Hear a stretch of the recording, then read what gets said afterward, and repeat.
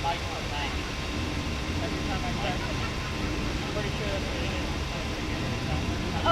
here. Spencer, say words. Is it up? I can't tell if that's him or not. I don't know. I have no idea. I don't know either. It was fine. Can you see without a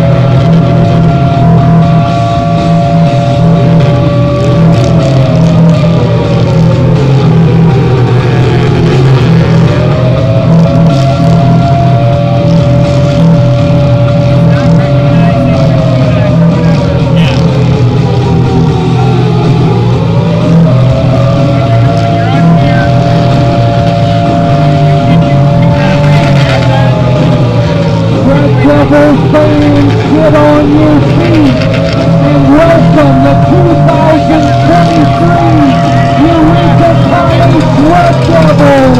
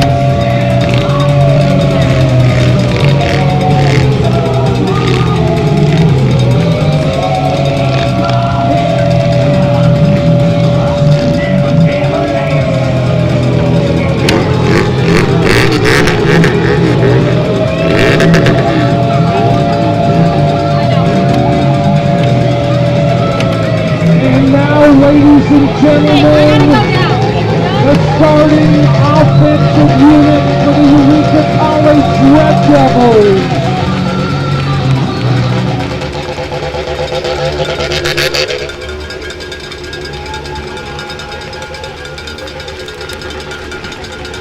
Starting at right tackle, a senior, number 52, out of Arcola, Illinois, Garcia. Starting at right guard, he's a sophomore. Out of Lexington, Illinois, Tanner Lesh.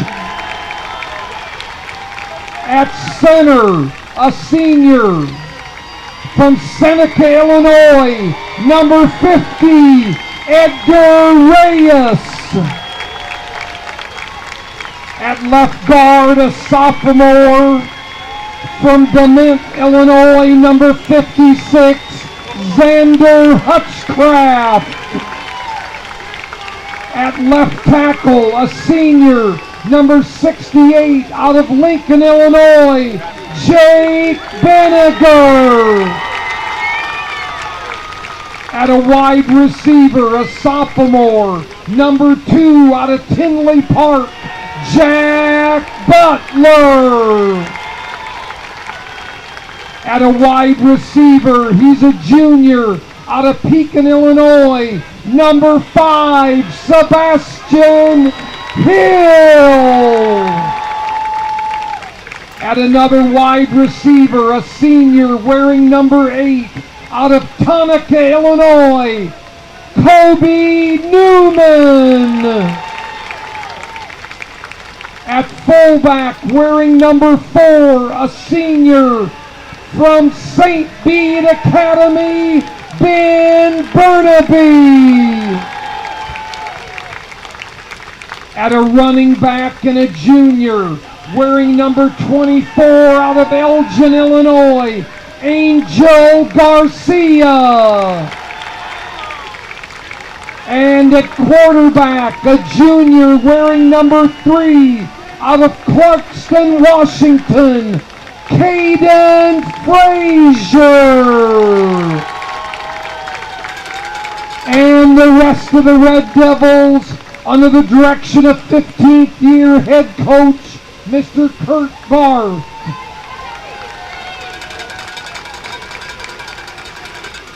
Ladies and gentlemen, please stay standing and remove your caps as we honor America with the playing of our national anthem.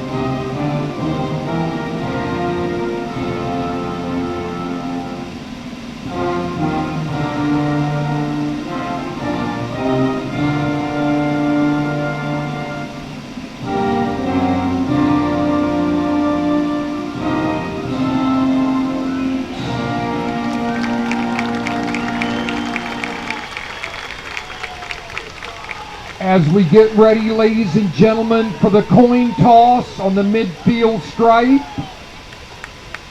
we're very honored this evening to have President Abraham Lincoln here.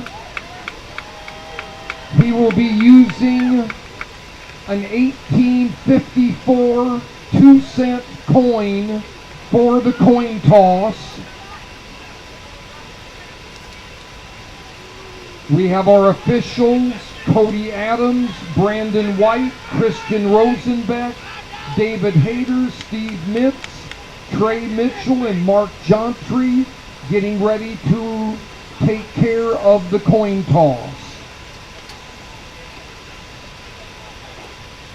Number 91, Donovan Hathaway. Number 4, Ben Burnaby. Number 34, Brendan Durr. And 0, Jack Arnett, representing the Red Devils on the coin toss.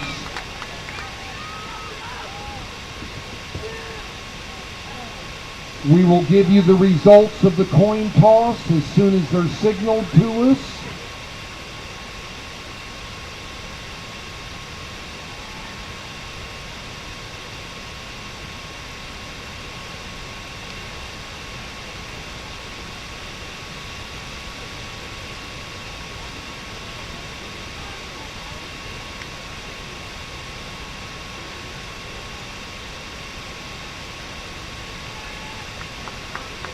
The Eureka College Red Devils will be receiving on the south end of the field as the Knox Prairie Fire get ready to kick off from the north end.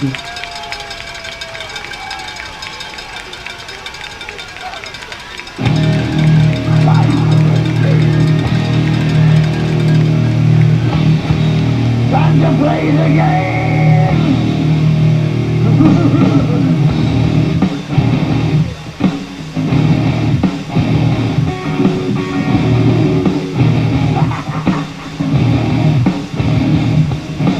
Back deep to receive for the Red Devils.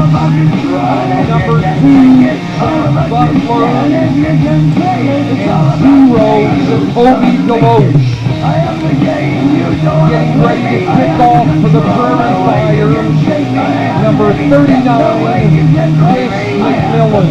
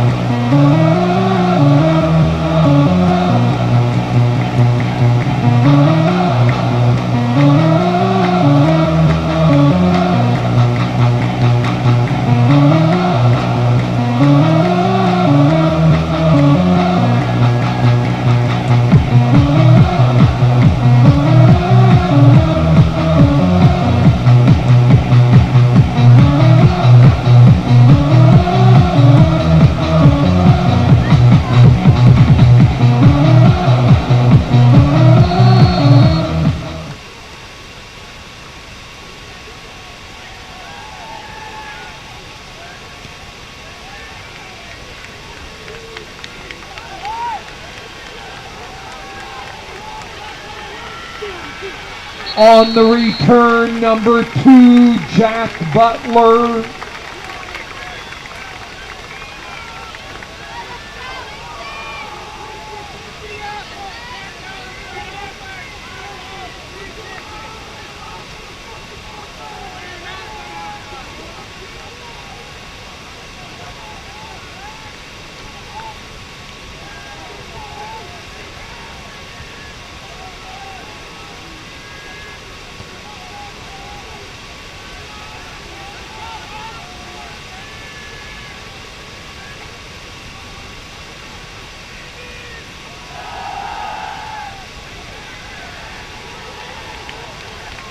On the carry, number 24, Angel Garcia.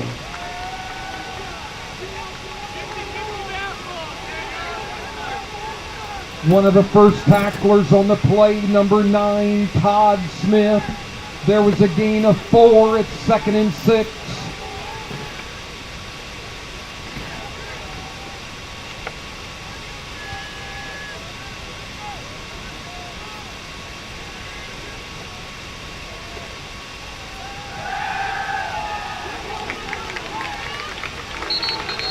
It is a first down for the Red Devils. On the reception, number 5, Sebastian Hill.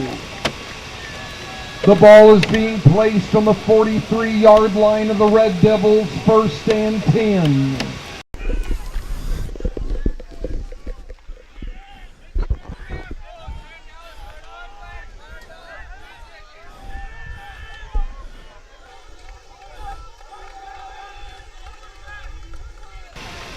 We got it. 1, 2, 3, 4.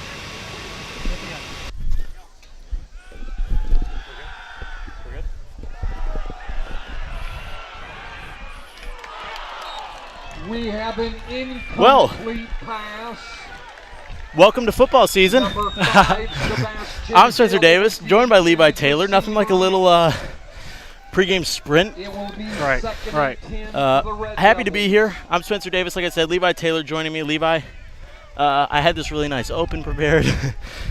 We made it. We're a little late. Hopefully you guys saw kickoff. But you have broadcasters now too, unfortunately. So if you're excited about no broadcasters, bad luck. Unless you're not hearing this, in which case we sound like idiots. And that's the important part. We're here now. It's week 1. We're ready to get underway. Excited to watch some football here tonight. So, Levi, I wasn't here. You got to catch me up to speed real quick as Garcia's out near the 45.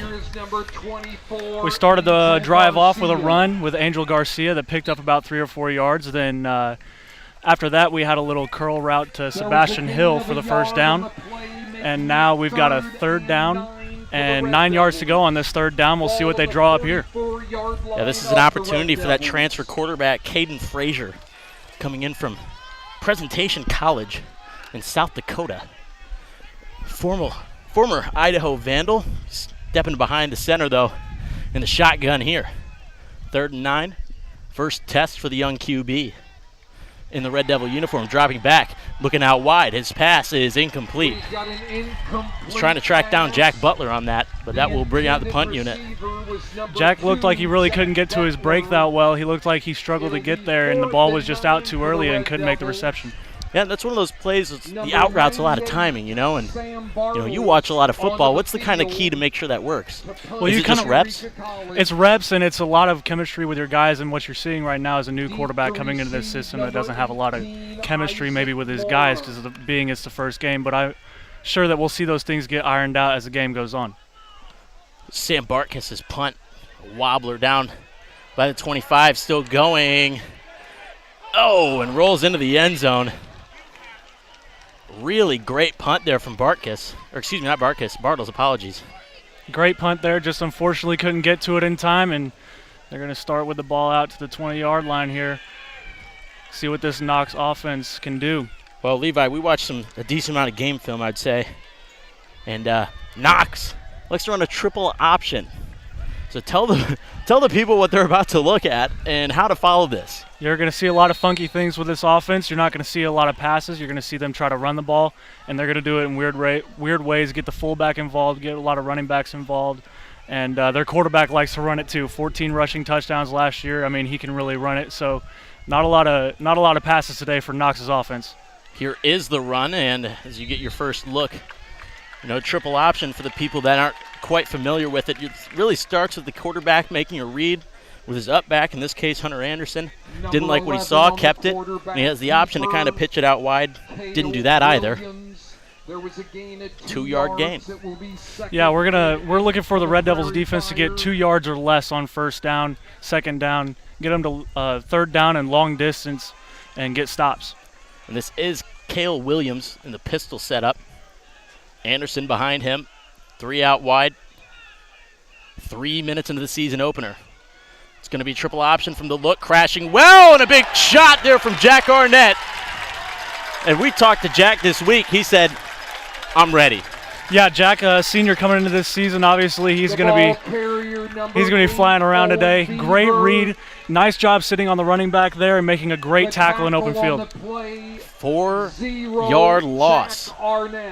So 3rd and 12, and this is the first opportunity that, in our meetings with Coach Barth, he really wanted to kind of make Knox throw it. Yeah, one of the things that he really emphasized was he wanted them to make them throw the ball because they don't do it very often and they don't like to do it. They can do it, but they don't like to do it. Yeah, Williams has a good arm. That's not a knock on Williams. It's just they're much more comfortable in that triple option. But we're going to see 3 out wide. We'll see if they decide to keep with it. They're going to throw instead. Williams rolling out to his left. And pass incomplete. Trying to find Mario Bird, the speedy freshman out of Alabama. For the Eureka defense, 3 and out. That's a great start from the Eureka defense. That's what we wanted to see on the first drive. 3 and out. Great job, guys. Really, that drive kind of underlined by the fact that Jack Arnett got in the backfield quick. Again, snuffed it out. That was a great play by Jack. Just sat on it, read it perfectly, and made the play. The deep man. For Eureka, the speedy Jacoby Deloche. Freshman. Somebody that really impressed you in the scrimmage, Levi. Yeah, he did. He's a big guy. He runs hard. He's got some speed. I'm interested to see what he does here. The freshman Walker back to punt. Takes a long time on that. We talked about it pregame. Maybe we see a block punt. This ball is going to roll down and die near the 38. Solid punt, but good starting field position for Caden Frazier and the Red Devils. Let's see what he can do here. Obviously, weren't able to get it done last drive, but let's see what kind of adjustments they make this drive. Yeah, and perhaps that was just something that he's looking to settle in on, like game versus practice reps is very different. It is very different, and of course this being his first game here, first game in this system, He's dealing with a new offensive coordinator. He's dealing with a new head coach. He's dealing with a new campus. He's dealing with all these new things. And let's see if he can settle in here and put a drive together. Shotgun set for Eureka. Looks like Burnaby playing the up back. Frazier with his cadence. Looks to hand off Garcia up the middle. It's going to gain about 3 yards. 3-4 yards. That's a good start to the drive right there. That's what you want, a good play to set up. It opens up so many things when you're able to get 3-4 yards on first down. Yeah, because, I mean, at the end of the day, if your running back's getting 4 yards per carry, that's a first down every third play. And, of course, Angel Garcia, just a huge part of this offense, and you're going to see him get a lot of touches in this game. 3 out wide, Burnaby. And it looks like Garcia once again flanking Frazier in the backfield. 2nd 7 play, man in motion, Butler. Frazier hands off Garcia. Garcia looking to go out wide. He breaks a couple tackles and a first down. First down for the Well, Angel Garcia right there just showing what he likes to do, put his pads down and run, and he got it done right there with the first down. Great run. About 8-yard gain on that one from Garcia. The first, I shouldn't say first, I missed the first down of the season. I apologize. Off running errands. A little shaky start to the broadcast. Hopefully Eureka has a better start. Much like the first drive. We'll see if the second drive for Eureka is a lot like this broadcast, hopefully running a little bit more smoothly than it started. Exactly. Frazier sending Butler in motion once again. Frazier fakes the handoff, looking to go deep. He's got Hill, pass is tipped. That ball was just a little bit behind him. He didn't hit him in stride, and Sebastian had to kind of shorten up on his route, and it made it an awkward situation. Wasn't able to reel it in. 2nd and 10. See what the Red Devils offense, and like you said, every time you're picking up yards, it kind of, brings out more in your playbook. But on a 2nd and 10, there's not as many things as you can do. No, there's not as many things that you can do. Some things that you can do here is try to get a few yards to set you up for a short third down. Make it not as difficult on yourself. Deloche next to Frazier, low snap. Deloche ends up with it. And is going to try to get back to the line of scrimmage. It looks like he's going to lose one. That play was doomed from the start, Spencer. Bad snap.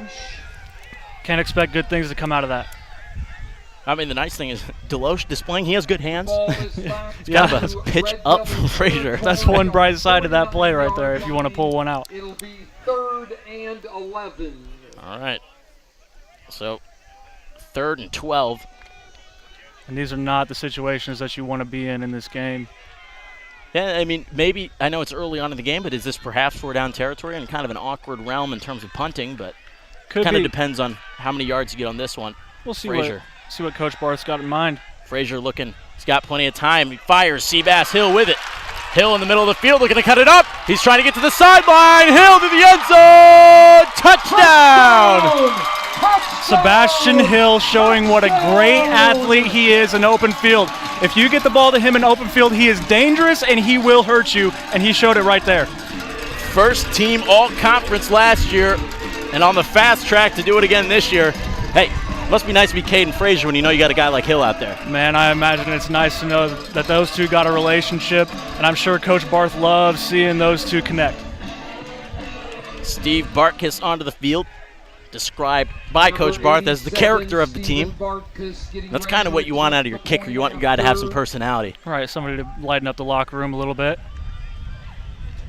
Bartkiss's kick is up and good. The kick is great drive by the Red Devils there. They ran it well. They threw it well. Really looked good. 51-yard touchdown pass from Caden Frazier to Sebastian already Hill and Frazier really showing that they've worked hard together. I mean, I ran into Sebastian on the, during the preseason. I was like, hey, how's it going with Caden? And he's like, looks like we got good rapport. We've been running routes for about a month and a half. It's about 2 months now. It's been a couple weeks since I last spoke to him. But, man, Hill went from one side of the field and just diagonaled it across. Yeah, he's just a great athlete, man. Just get in an open field, you're not going to catch him.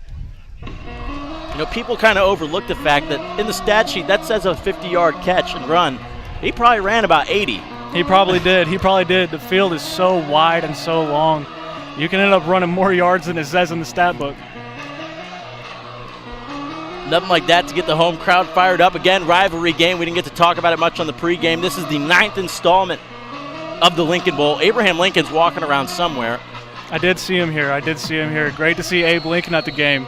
The real question is, are they going to present the trophy to the winner of this game from Abraham Lincoln? I feel like that's only right. Oh, we need to see that. Bartkiss booms one down. I don't think there's going to be a return on that. There will Great not. kick.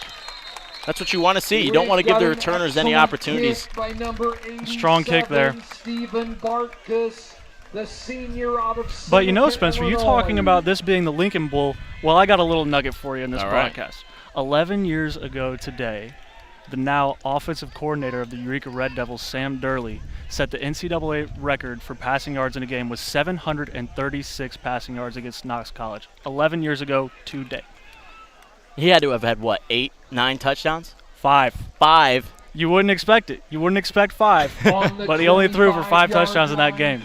736 is not a bad day at the office, to say the least. That's quite the accomplishment. Back on offense now, Williams looking to run out wide. He's going to cut it up the middle, breaking some tackles. He's got a first down and a little bit more. A 15-yard run for Williams. And there you saw there, he likes to get out and run. He's 5'11", 200 pounds. He's hard to take down. He's a good runner. He's a smart player. Really got to keep an eye on him this game. Jack Arnett, the senior out of Princeville. Yeah, Williams ran for 661 yards last year. He ended up with more rushing yards than passing yards. And he's currently tied for the career rushing touchdowns record in Knox history with 26 after 14 last year.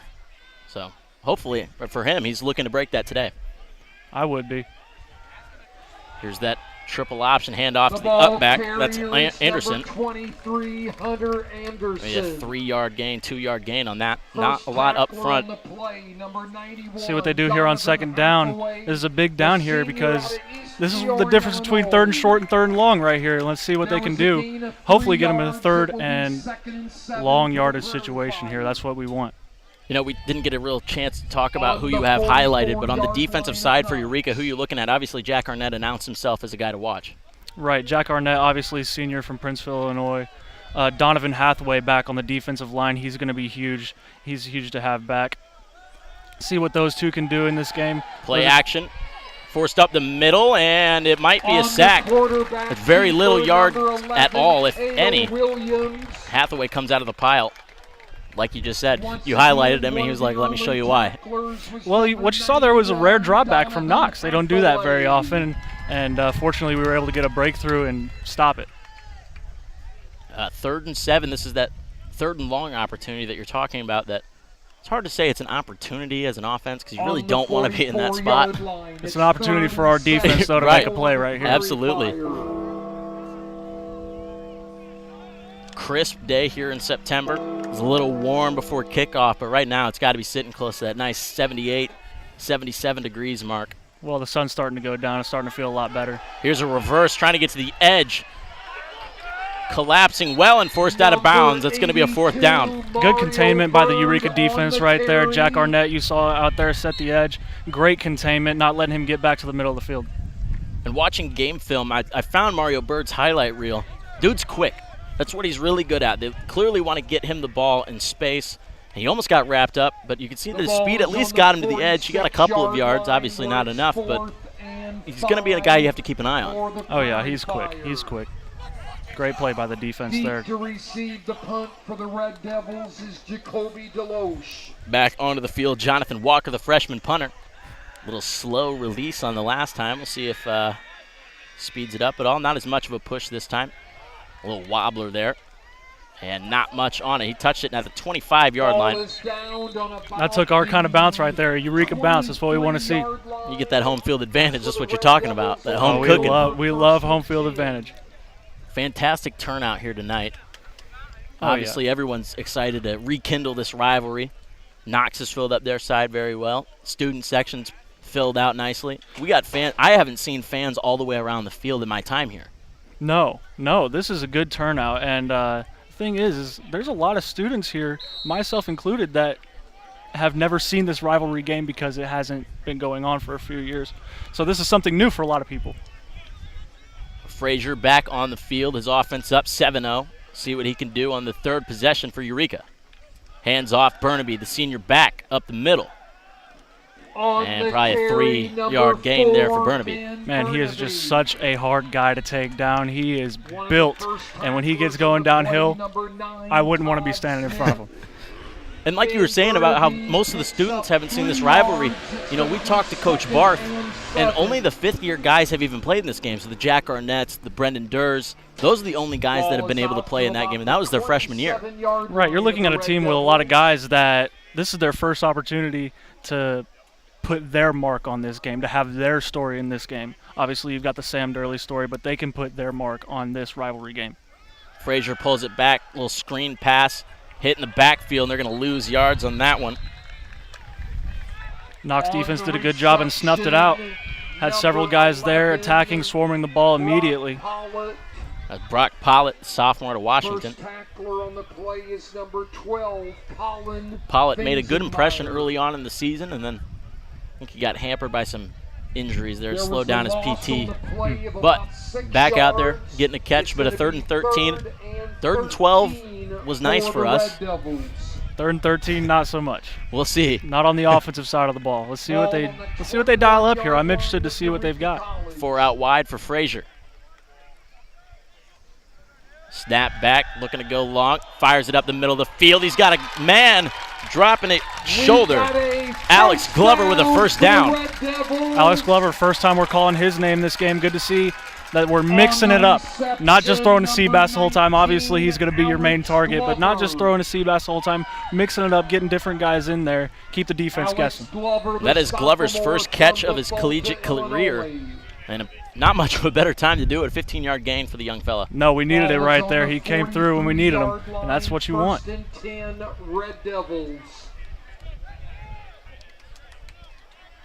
Be Swike, Pollitt, and Hill out wide. Frazier in the backfield with Ben Burnaby.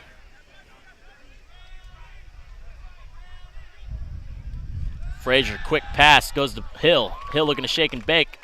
Tackled near the 50, or shouldn't say tackled, merely stopped. Good first down play right there, out towards the sideline, just a quick curl route, wide open. Get yourself in a great 2nd down situation. 2nd down and 3 on this play. Hill will come off after that rep. But 2nd and 3, this seems like a prime Ben Burnaby down, I tell you what. It does. Give it to the big guy, let him run.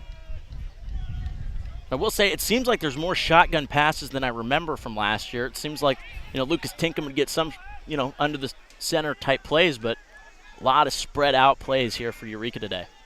Yeah, you're a lot different than last year for sure. Here's Burnaby looking to break it out wide, unable to do so. 2.5-yard loss. Good breakthrough by the Knox defensive line right there, and the linebackers coming down did a good job filling in the gaps.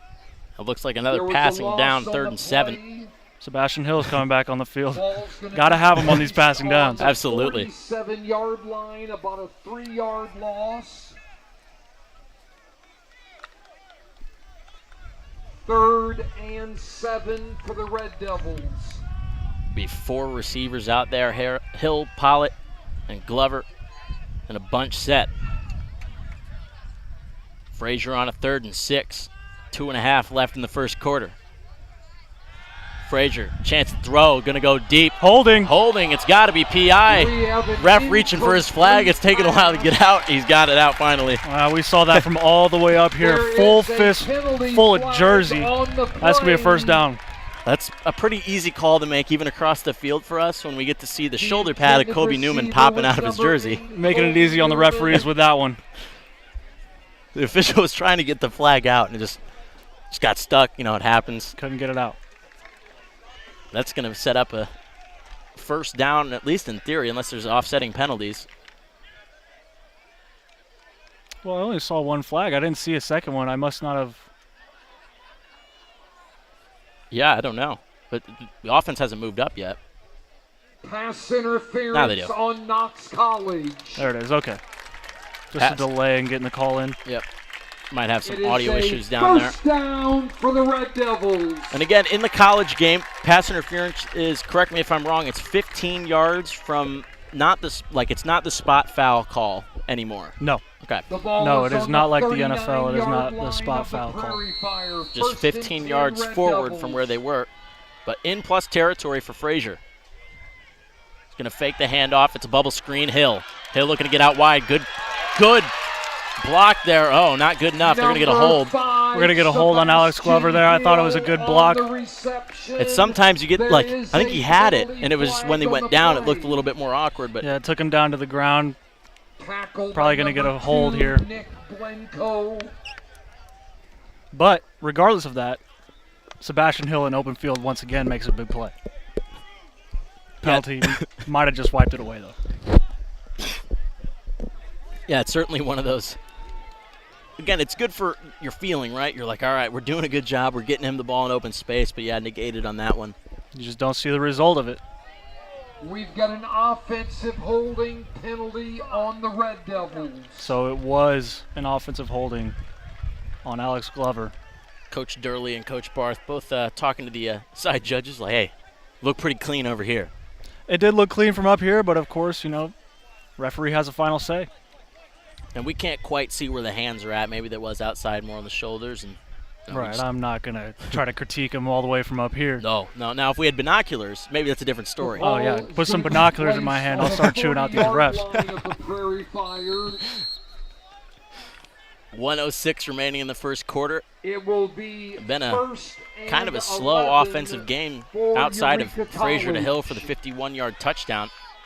Has been. You've been seeing a lot of back and forth, a lot of punts so far. See the offense break something open right here. Going to hand off.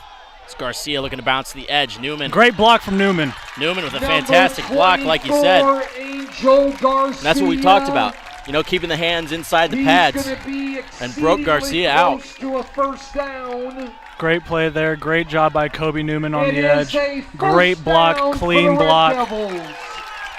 Opened up a lane for Garcia to get downfield. Yeah, and it seems like they're running a lot of halfback type, sweep plays. They're trying to get Garcia outside the tackles. And he has good speed. I'd like to see Deloche, though, maybe get a look at that. You're saying he was really impressive in that scrimmage on those types of plays. He was impressive in that scrimmage, but what you got to remember is he's got Angel Garcia and Ben Burnaby in front of him, and those are your veteran guys.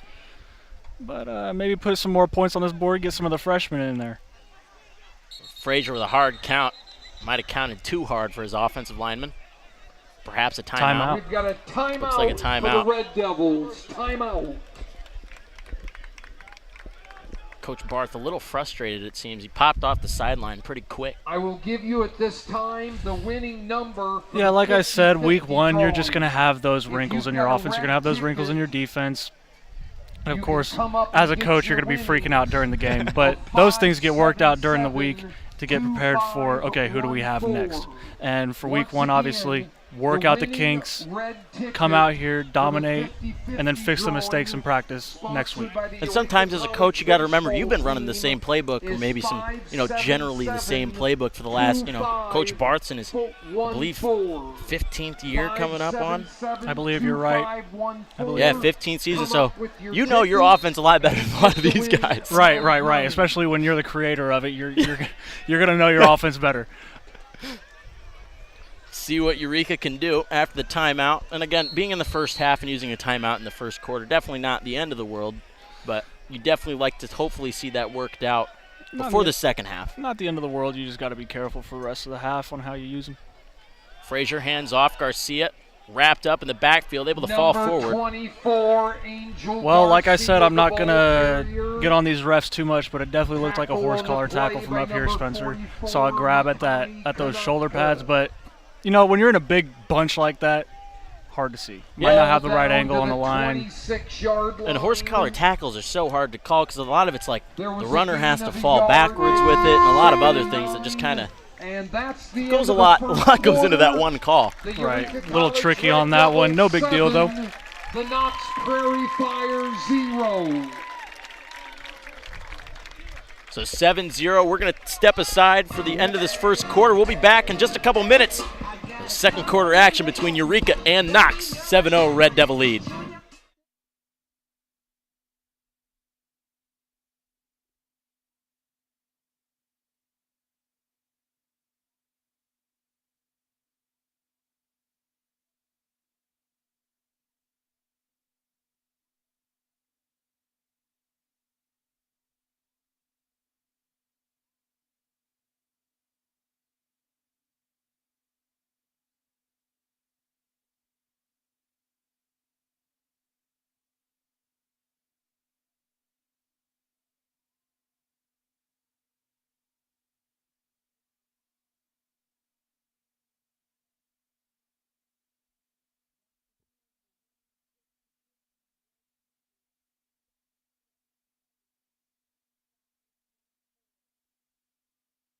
72514. $340. And welcome back to for the Pete winning Fioretto red Stadium. ticket. The Red Devils leading in their season opener here at home, 7-0 against Knox College. The Eureka offense driving almost inside the red zone. First quarter in the books, and we've got the lead. That's what we want. Hopefully we can win the rest of the 3 quarters and get out of here with a victory on week 1. I apologize to my partner, Levi Taylor. I'm still working out my timing. I'm Spencer Davis. It's a pleasure to have you along. It's been a while since we've gotten some football under our belt. It's been a long day of it. If you've woken up at 9 o'clock in the morning like Levi did, you've been watching College Game Day, watching games all day. Frazier on the read option. Great move by Frazier there, and a great read, too. And a really great block on the outside by Sebastian Hill, showing he's a complete receiver. Well, you saw the edge rushers collapsed on the run, so Caden pulled the ball and took it to the edge, and there was nobody there. Great read there. Yeah, Frazier's not necessarily noted for his running game. Again, it was very difficult to find stats on him because Presentation College unfortunately closed after last year's school year, so a lot of their branding's kind of gone. So finding numbers for him was a little difficult. So we're kind of learning with UR as he kind of progresses throughout this. But a former tight end, he can definitely run somewhat. As Garcia goes up the middle, stutter step, up the middle, he's close. He's definitely got a first down. Well, I'll tell you what I saw there on that play, Spencer. I saw the Eureka offensive line come off the ball, fire off the ball really well, and create a big hole for Garcia to just run right through and get into the secondary. And I really like that move. He kind of stopped for a second, didn't completely stop moving his feet, because a lot of times that's where running backs seem to get in trouble. Yeah, it's patience by the running back. Patience waiting for the hole to open, and when it does, you go right through it. Great job by Angel Garcia there. We'll see what Raymond Sam Durley's got dialed up inside the 10. I know this really can limit your playbook once you get inside. It's almost harder to score inside the 10. We'll see what Eureka's got with Frazier in the gun. He's going to go with a handoff. Garcia a little move, and he's inside the 5 now. He had to fight for what he got there. I mean, good job to make something positive out of something negative. Second and goal from And Knox is doing a good job of getting into the backfield on these. You'd like to see I know there was an injury earlier on this week on the offensive line, so Xander Hutchcraft getting the start with perhaps not as many first-team reps as he was expecting. But, as the saying goes, you got to be ready next man up. Next man up, and that's something that Barth highlighted in the meeting that we had with him this week, the next man up mentality. Burnaby back onto the field as the up back. Frazier with 3 guys out wide. Snap back to him, fakes the handoff, looking to roll. He's looking at Burnaby, floats one up. Burnaby going to have to adjust, and great catch from the official. I think that was an intentional throwaway there. I think he felt the heat and had to get rid of it.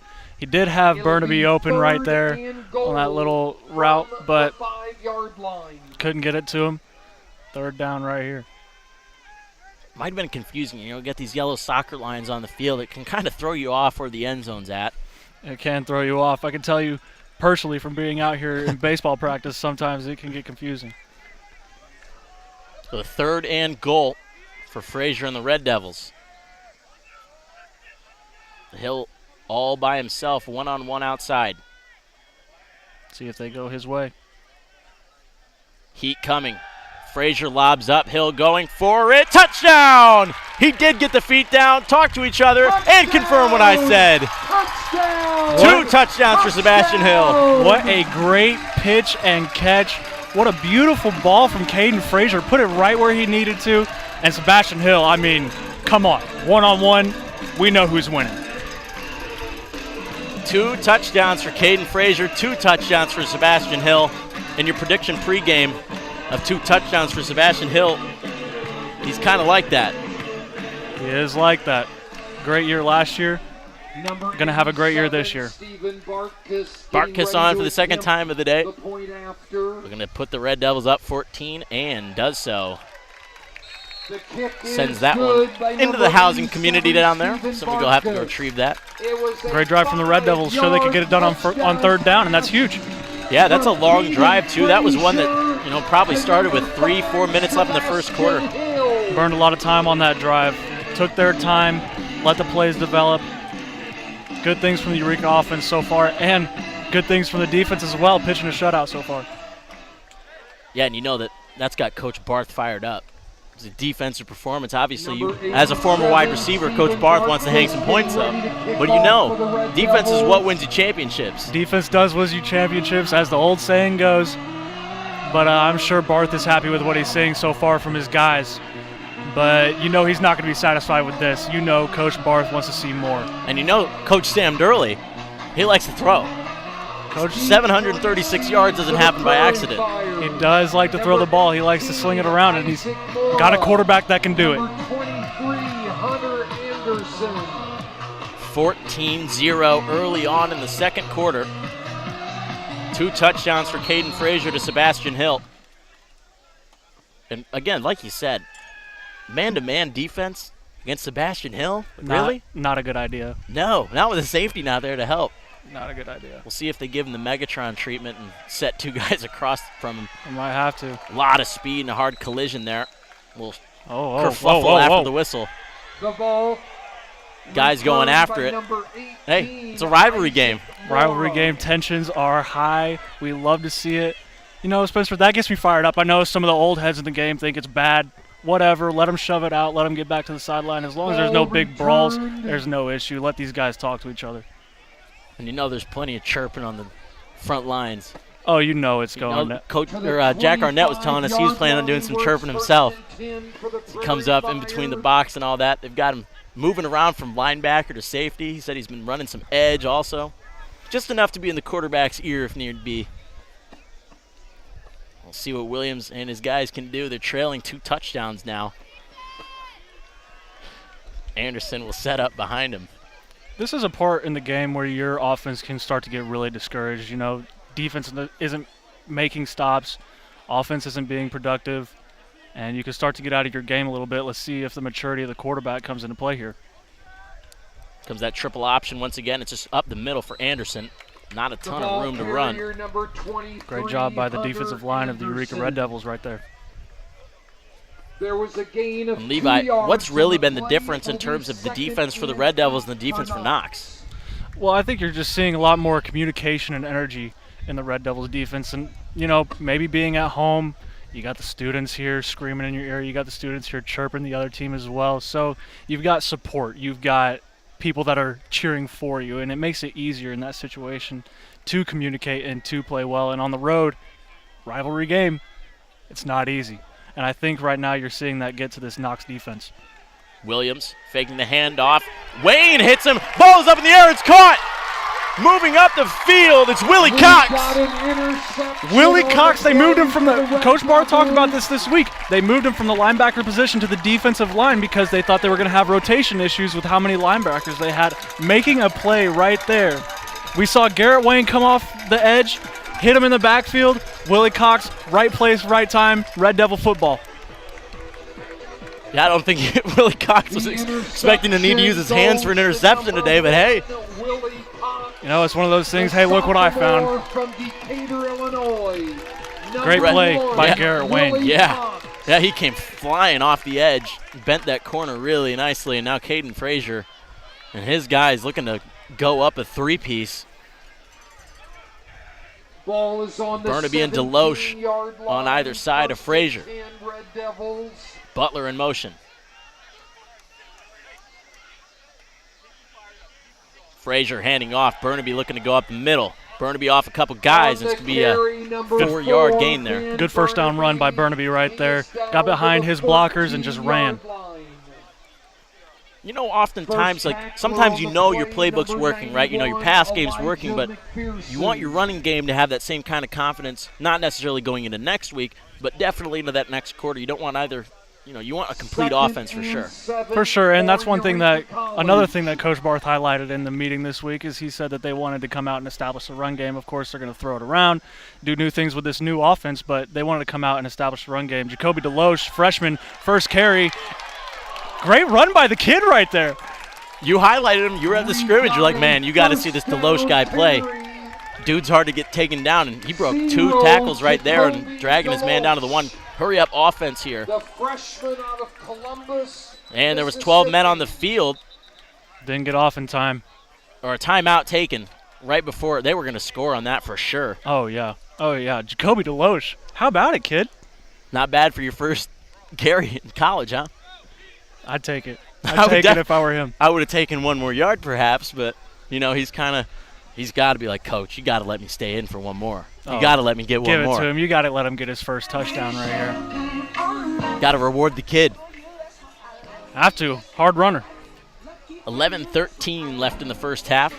Spencer Davis, Levi Taylor with you. We'll be with you every home game of the season. Looking forward to bringing this Red Devil season at you. New faces out there, some returning faces. And that's just what you want as a coach. You want those vets. You want those new guys. Hopefully both of them put together is exciting football. And for me, that's one of the exciting factors about college football is you've got changing faces all the time. You're not going to have the same guy that's going to be there. You're not going to have a franchise guy that's going to be there for X amount of years. Changing faces all the time. You're always adjusting. Frazier handing off to Loesch, trying to get to that first touchdown, shaking it off, and they stopped the play a little early. I can't believe they blew the whistle, Spencer. I wish they would have let it go. He's proving how tough of a runner he is. I mean, he had 3 guys on him and got away. Yeah, Knox has had some real problems getting guys down. We're seeing a lot of stoppages of motion, which, counts as a tackle, but there's not a whole lot of bodies hitting the ground for Eureka. No, we're seeing some tough resiliency from the Eureka Red Devils ball carriers. Ball spotted at the 4, maybe the 3 even. Again, weird angles, we apologize. We got Frazier flanked by Deloche. Frazier going to drop back, fires to the other side. Newman tries for the acrobatic catch, cannot bring it in. Good defense there by number 33. He sat on that.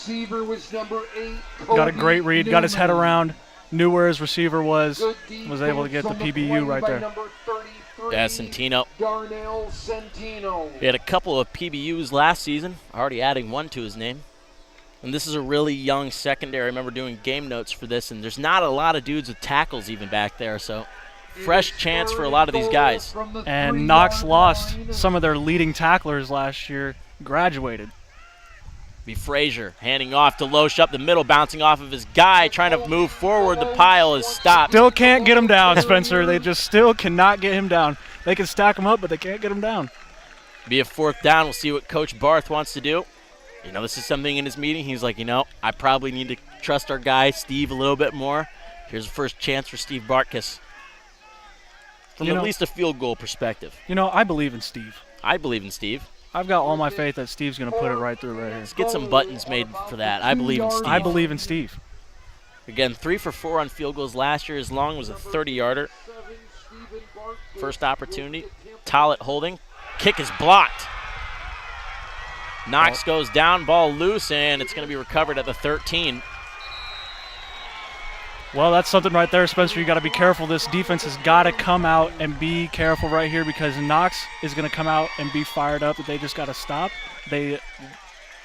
Look, we turned the ball over and we had great field position, and they came out giving up no points. That's going to be a huge momentum shift for them. Defense needs to come out, keep their head on their shoulders, play smart, good defense right here, and kill that momentum that they've got right now. And this is where it helps to have those vets out there, guys like Garrett Wayne and Jack Arnett, Donnie Hathaway, and then the linebacking core, Durr and Hopkins, both been out there for a while. They know how to calm these guys down, I think. Yeah, they'll have a good handle on the freshmen, good leaders on that defense. Power football, only one wide receiver set out wide. Here's the handoff. I have no idea who had the ball. It was quarterback kept it there. Cale Williams kept it and should not have. He should not have, but he did. But, that's the fun thing about the option. Sometimes you think you made the right decision, and it was probably not the right one. It's tough to read. It's a tough offense to run. It's not easy. It's weird. I remember Paul Johnson with Georgia Tech used to run it back a few years ago, and I hated it when Georgia would play Georgia Tech because I knew we were going to see the option. Another power formation set up. Defense and offense ready to collide. Anderson with it this time. Anderson getting some space. He's going to get tackled a couple yards shy of a first down. It was a good, tough run from Anderson right there. Really, one of the longest plays we've seen from Knox all day. Yeah, I think that has to be their longest, 8 yards, which is not a knock on Knox at all. It's just been really good defense up the middle, especially for Eureka. Number 5, David Hill on the tackle. Clock ticking, 8.5 minutes left in the second. Knox sticking with this formation. 3rd and 3.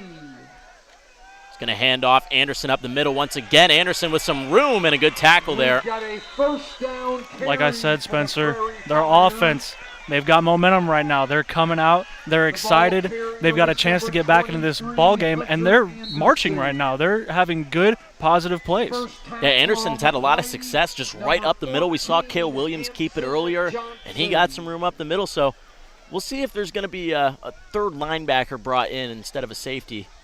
See if Garrett Wayne starts mixing it up closer to the box. And no one beyond 10 yards. So this is as smash mouth football as you can get. Albeit it's the option. Anderson is swallowed. Ball might have come out there. It did look like the ball came out there at the end. Eureka's holding it. They're going to say it was down by contact. But that's something you want to see as a Red Devil fan is some concerns with ball security. Good job by that defensive line, to come back and after 2 big plays by Knox to come back and say, okay, hey, we're still here. We're still going to make plays. 2nd and 10. At the 37. Williams back under center.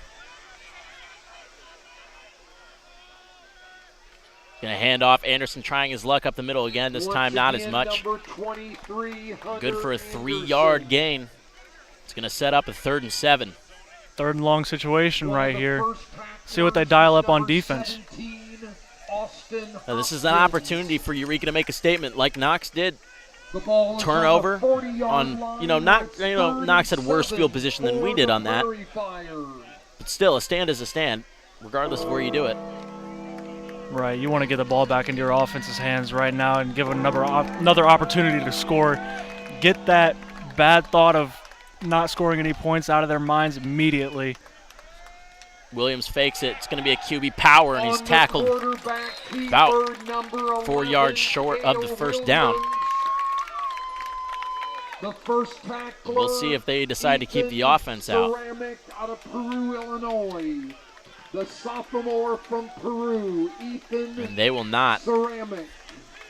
So the Eureka defense forces a punt. For the Prairie Good stand by the Red Devils defense.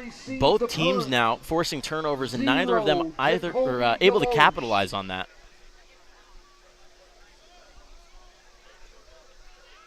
Deep man is Deloche. Jonathan Walker. I hope they give him an opportunity to return one right here. Oh, bad snap! High snap. Walker trying to chase it down. He just dives on it, and he's down inside the 20. So Eureka's offense with a second opportunity inside their own or inside the red zone to start a possession. Well, they just keep giving us gifts. When are we going to cash in? We got to cash in right here. Put some points on the board. We've got Just 5.5 minutes. Really not a good snap there from that long snapper. You know, the long snapper I feel bad for because, it's not a very, people don't appreciate the art of long snapping, right? No. That's a hard position to play. You've got guys that are ready to just crush you immediately. And you've got to get that ball a long way back there, and you've got these big boys coming after you. And you're staring upside down between your legs, That's tough to gauge, I'd imagine. I don't envy that position at all, Spencer. I do not either. But I do thank them for this nice field position. Burnaby in motion. Frazier, hands off. Garcia bottled up at the line of scrimmage. Nothing really doing there. Just great job by the Knox defensive line, disrupting that play before it even had a chance to get anywhere. And that's the key to stopping Angel Garcia. You cannot let him get outside the tackles because it's going to be hard to get him down once he gets out there. You've got to stop him before he can get out there. Yeah, once Garcia picks up speed, it's welcome to the show.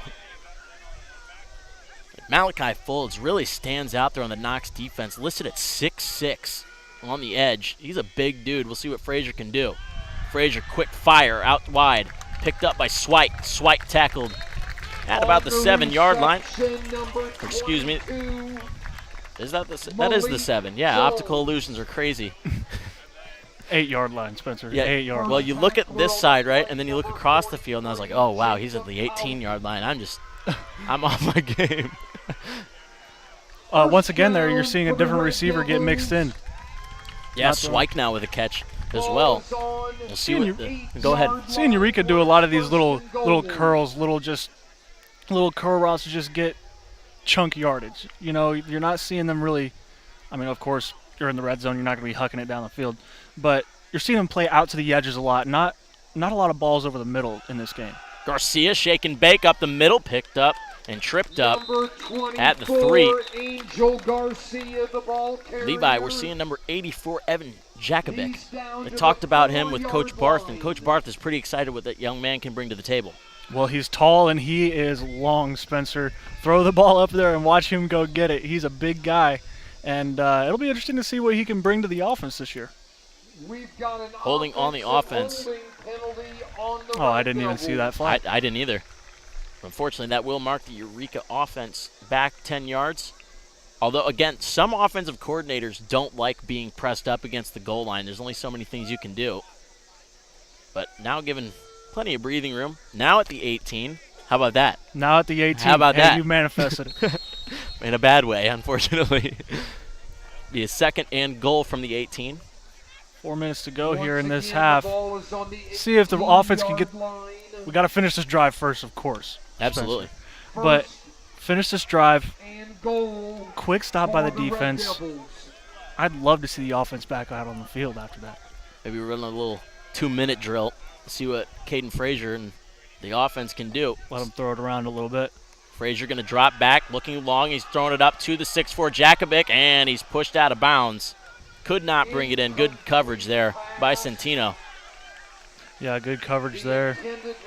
The ball was just a little bit towards the sideline. He ran out of room, and a little bit of contact from the defensive back there. Wasn't able to keep his feet. 3rd and goal now for the Eureka offense. 3rd and goal from the 18. Not typically where you see 3rd and goal from. Not ideal situation here from the 18-yard line. Try to get something in the end zone here. It's Glover, Butler, and Hill bunched up once again. Swike on the outside by himself. Garcia in the backfield with Frazier. Knox faking a blitz, fakes the handoff, bubble screen. It's Hill. Hill couldn't quite bring it in. Pass was forward. Thankfully. Indeed. We'll see if this, looks like I think it's 4th down, is it not? Oh, excuse me, I apologize. This is 3rd down. Scoreboard op. Come on now. It's all right. Hey, we got an extra opportunity that we didn't know about. Little surprise. I love me a good surprise 3rd down. Surprise 3rd down opportunity here.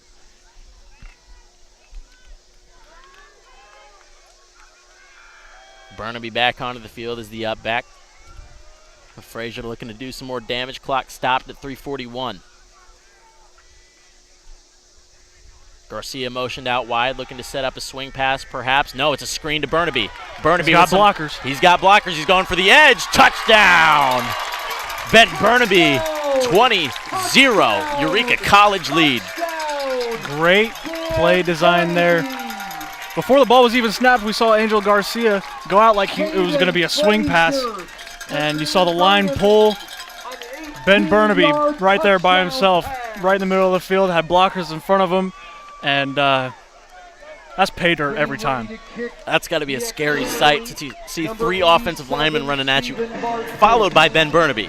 Yeah, Ben Burnaby is, like I said, not a small guy. No. Bartkus booms that one through, 21-0 lead.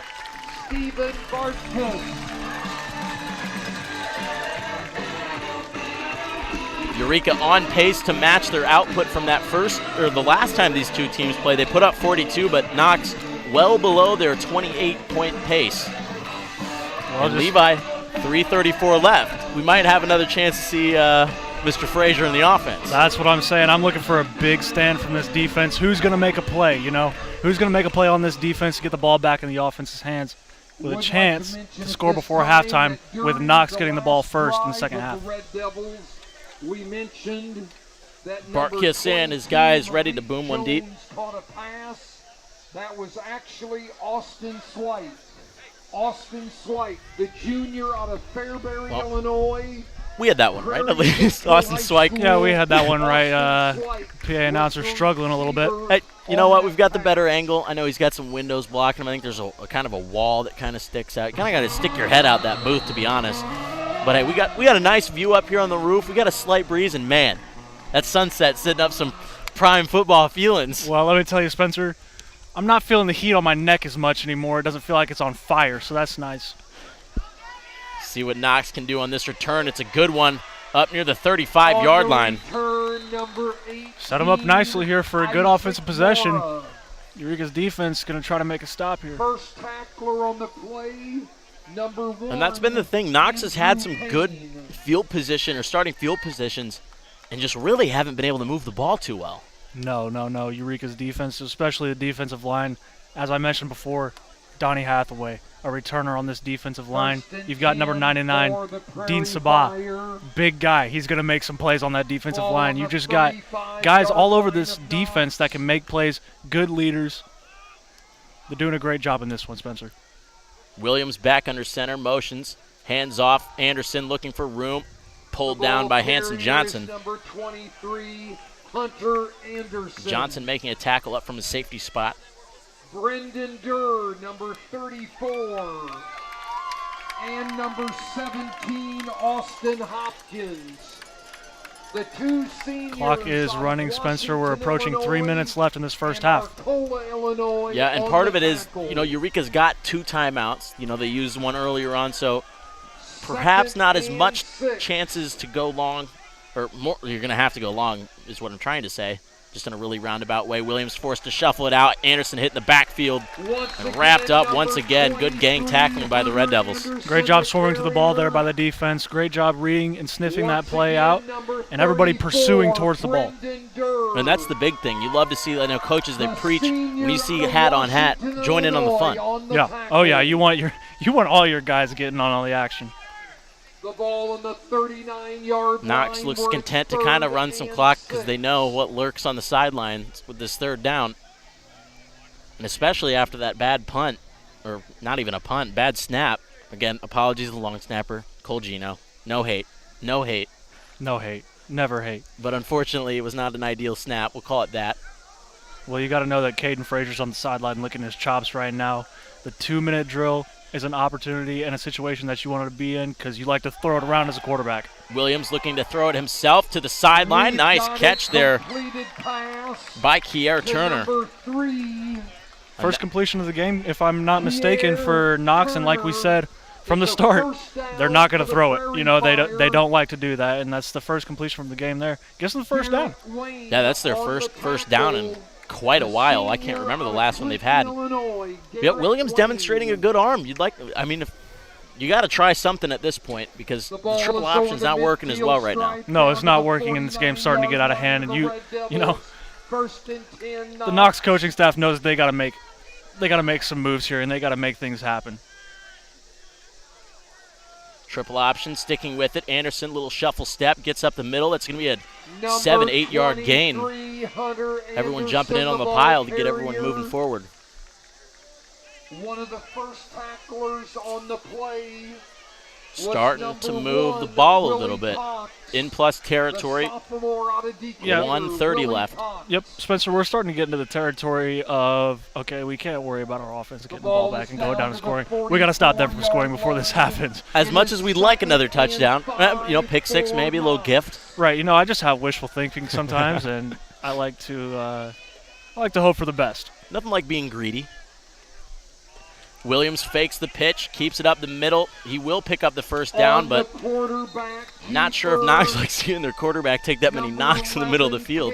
No, but you got to know that he's going to take some hits as much as he runs. You got to know that he's going to take some licks. But so far he's been tough as nails. It is a first down for Knox. And we highlighted it with Eureka. A lot of these guys for Knox, if any of them, have played in this rivalry either. They played an exhibition game, I think, last year, Coach Barth talked about, but nothing that counts towards a record, counts towards that trophy. And a false Looks start. like we got some movement on that offensive line. Back them up 5 yards. And hopefully that's the nail that seals the coffin of this drive. False start is the call. Got under a minute left in this half. 56 seconds. We've got a penalty on Knox. And Spencer, with the way that their offense is moving, you got to think, is 56 seconds enough time for them to go down the field and score? It certainly hasn't seemed that way because it's taken, 15 you know, for the Prairie Fire. 34 minutes to try to get up there. Or excuse me, what would it be? I can do math. 29 minutes. I'm not in math classes anymore for a reason. Timeout. We got a timeout by Knox here. But, Spencer, I want to talk about something real quick. You know, we've been talking a lot about Knox's struggle on the offensive side of the football in this game. We were just talking about it a few moments ago. They run this offense for a reason, of course, obviously. But you just gotta think that there's gotta be a plan B or something that could try to help turn this around. Yeah, because, I mean, Williams completed that pass. It was a good ball. Kiara Turner demonstrated some nice hands out of the backfield. But, yeah, it ain't working. No, it's not. No points through this first half so far. And, again, I could be wrong, and maybe they bust a huge one here. But so far, it's not ridiculous to think that it's not going to happen in this half. Right.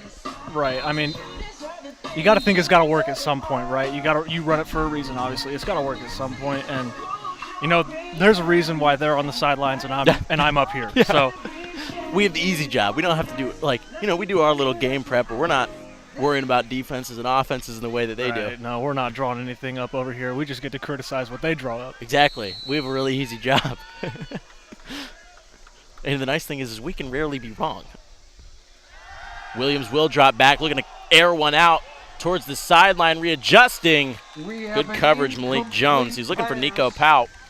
Well, Malik Jones, an experienced piece in this defense. Guy that you saw get a lot of playing time last year. And, of course, you know, he's going to be a guy that gets a lot of playing time this year. Great coverage there. Oh, and Willie Cox on the field still.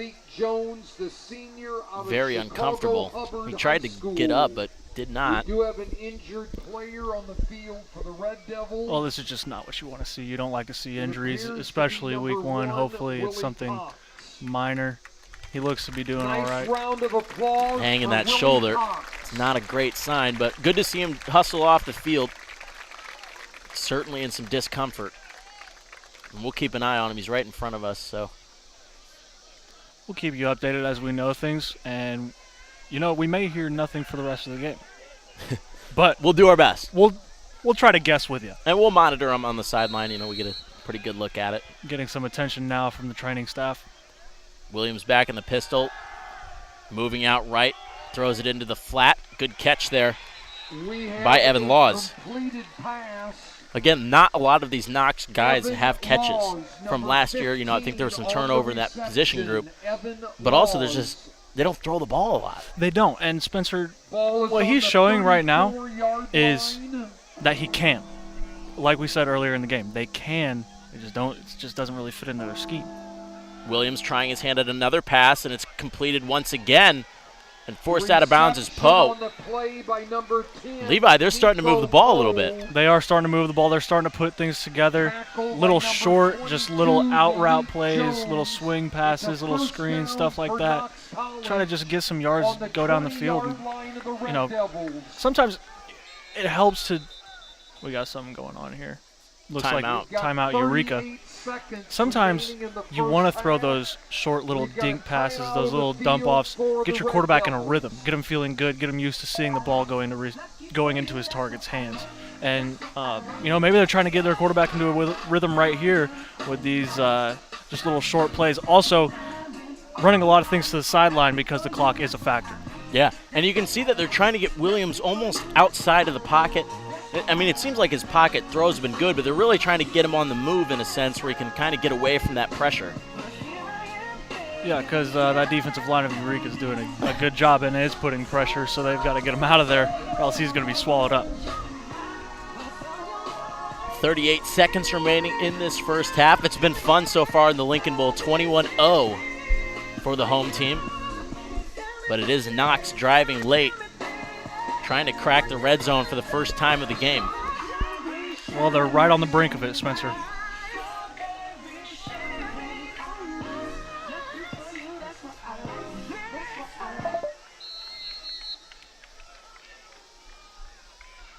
Williams drops back, shuffling the feet, and outside of the hands of Bird.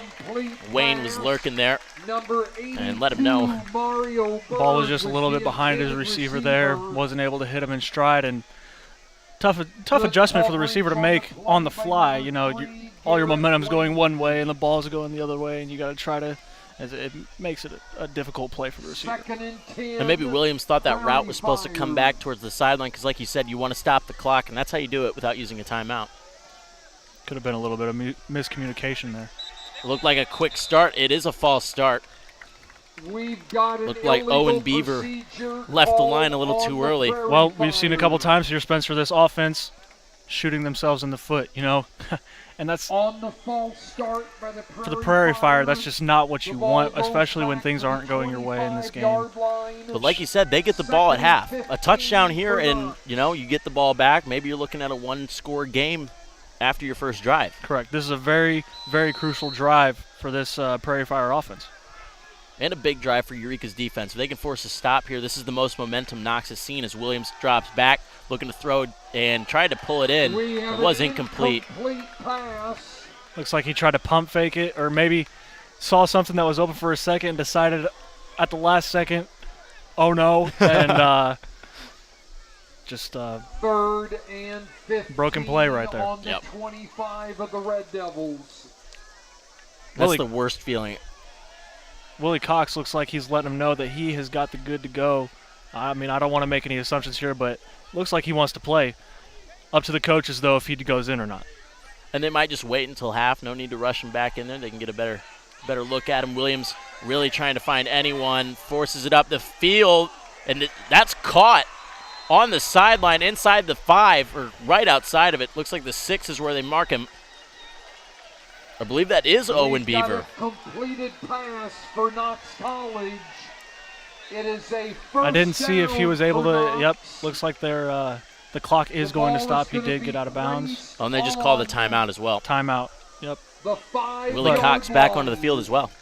Yes, that is big for this defense, thankfully. You know, hard to tell right now, but hopefully nothing huge. Him being back on the field obviously is a good sign. But 20 seconds here, and they've got the ball inside the 10-yard line. That was a really athletic play from Williams right there. Getting outside the pocket, and he took a hit on that throw, Spencer. Yeah. I mean, props to him. He stayed not necessarily in the pocket, but he stayed in a throwing position, and he took a lick for his guys. Sometimes you just got to sacrifice your body for your team. Saba getting a little work done on the sideline, it seems. He earlier this week had an injury to that thumb, and I know that he's been dealing with that. Probably some pain there is what it looks like. And it definitely looks uncomfortable. They're working on it. I believe he broke that thumb, actually, Spencer. Wow. I believe he did break it. That's impressive. He's out there if he is. Williams now inside the 10. Williams drop, pump fake. A lot of pressure, a lot of heat. Hopkins and the team is there. Donnie Hathaway, a name that we've called a few times this game. Somebody that we have talked about several times in this game as being a big returner on this line. Just wreaking havoc on this Knox offensive line. And I think it was Austin Hopkins that made it through the first wave, and then pretty soon Cale Williams was staring at the entire front 7 in his face. Yeah, they're doing a really, really, really good job firing off the ball and disrupting plays here. 21-0 again, the score so far. The ball appears to be placed with a 14-yard line, 13-yard line. 13-yard line of the Red Devils. Well, talking about momentum earlier, another momentum chance right here. You know, Eureka's had the momentum throughout this entire first half. Right here, a chance to make a big stop. Well, I think it's interesting that, you know, momentum's not obviously something you can necessarily see. You can see the results of it, but you can certainly feel it. And a play like that really reset the momentum. Coach Barth trying to get his guys fired up on the sideline. crowd making some noise with 13 seconds left. Well, he wants some noise right here. He wants to disrupt that offense. He wants them to not be able to communicate, not be able to talk. Williams flushed out, looking to go to the edge, fires to the corner of the end zone, and it was caught. Touchdown, Knox. Touchdown. Heck of a ball there from Cale Williams. Great ball from Williams there. Just unfortunate that the Red Devils weren't able to make a stop there. Great route running by the receiver, and that's a tough ball to throw right in the corner of the end zone. I believe that was Evan Laws. I could be wrong on that. 39, Chris McMillan, But here's the thing. They've got a taste of success now. Knox's offense has a taste of what it feels like to put together a good drive. And they can take that into the second half. And they're getting the ball first, Spencer. This game could get interesting. Now with 4 seconds left, like the soccer game yesterday, 4 seconds left. Eli Guyton scored a goal. Unfortunately, we're not cheering this time as Knox punches one in finally. This is kind of like, we want it to be a competitive game. We want our guys to come out on top, but this certainly keeps things a little bit more interesting where, guys are going to have to come out quick out of the blocks in the second half. It does. It does. And Coach Barth is really going to get a read on how his guys respond to adversity here. Defense, they weren't able to make a stop that drive. And in the second half, we're going to get to see, okay, how are they going to respond to that? How are these leaders, these seniors, going to say, hey, guys, yeah, we let one up, but let's not let one up in the second half. Deloche and Butler, the two return men. We'll see which poison that Knox picks. Both guys dangerous back there. Jacoby Deloche and Jack Butler deep to receive for the Red Devils.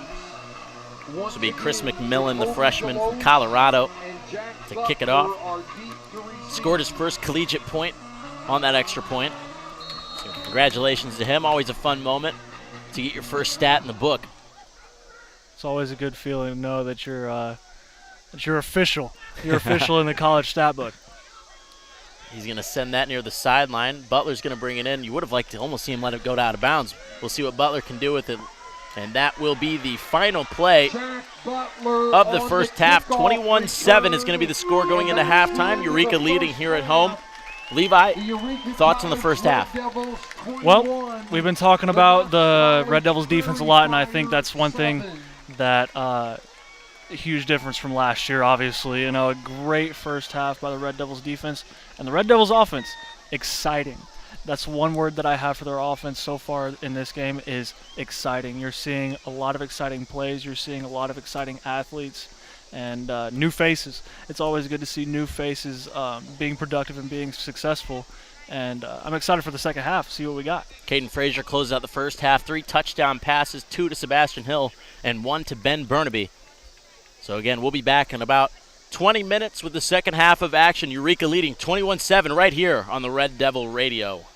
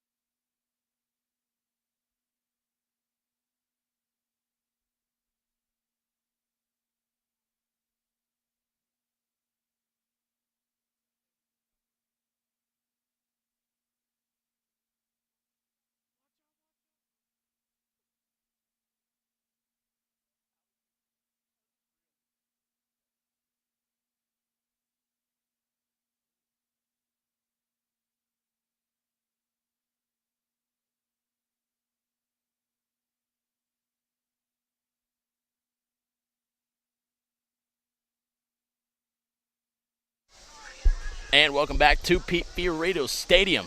21-7 the score, Eureka College. Levi, we just got urgent press report. Tell me about it. We just got word. Folks, this is huge. Abraham Lincoln will, in fact, be handing out the Lincoln Bowl trophy at the end of this game. Huge news. I know that all the listeners were just sitting on the edge of their seats waiting for that. He is lurking around. Looks like he's in the grandstand. He's got his hat off now.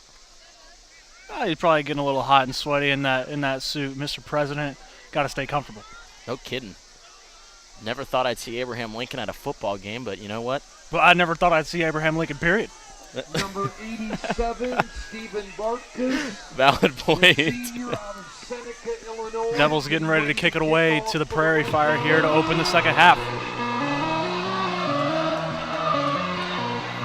Yeah, and like you talked about, Levi, the conclusion of that half, getting points on the board probably provided a pretty nice boost of confidence for Knox going forward. It'll be interesting to see how they come out in the second half, see what they do offensively, and if they can continue to have success against this Eureka defense. Kind of a squib kick here. It's going to die right at the 20-yard line, picked up. Trying to get some blocks up the sideline. Anderson tries to hurdle Steve Bartkus, letting him know. Number 23. Great play by the punter, or the kicker, Steve Bark is making a great play. Hey, he's an athlete too, man. He's on the field for a reason. He's got pads for a reason. He's going to use them.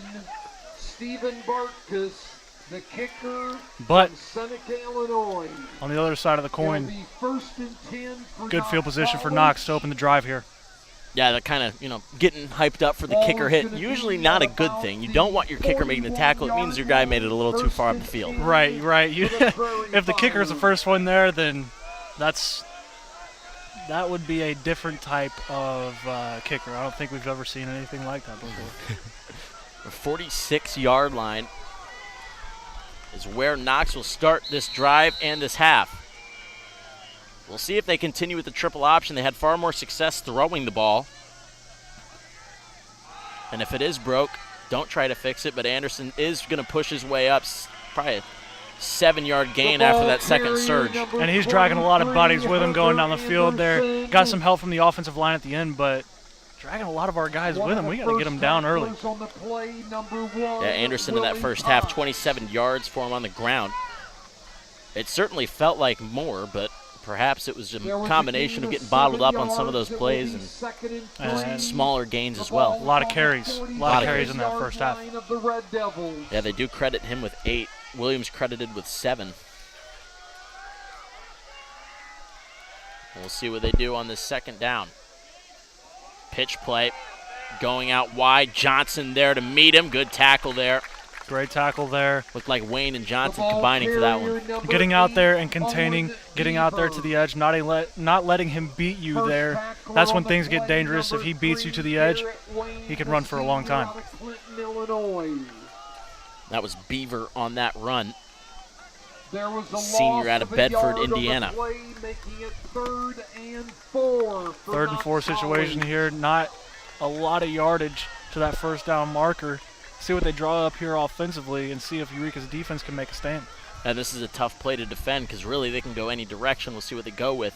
They're going to at least roll a guy out. Williams now play action, fires it up. One-handed catch by Anderson, works his way up the sideline. An excellent catch there from Anderson as Williams just kind of had to get rid of that ball. Well, I tell you why, because he had Jack Arnett right in his face. He was a step and a half away from getting that sack and just unfortunately wasn't able to get there in time.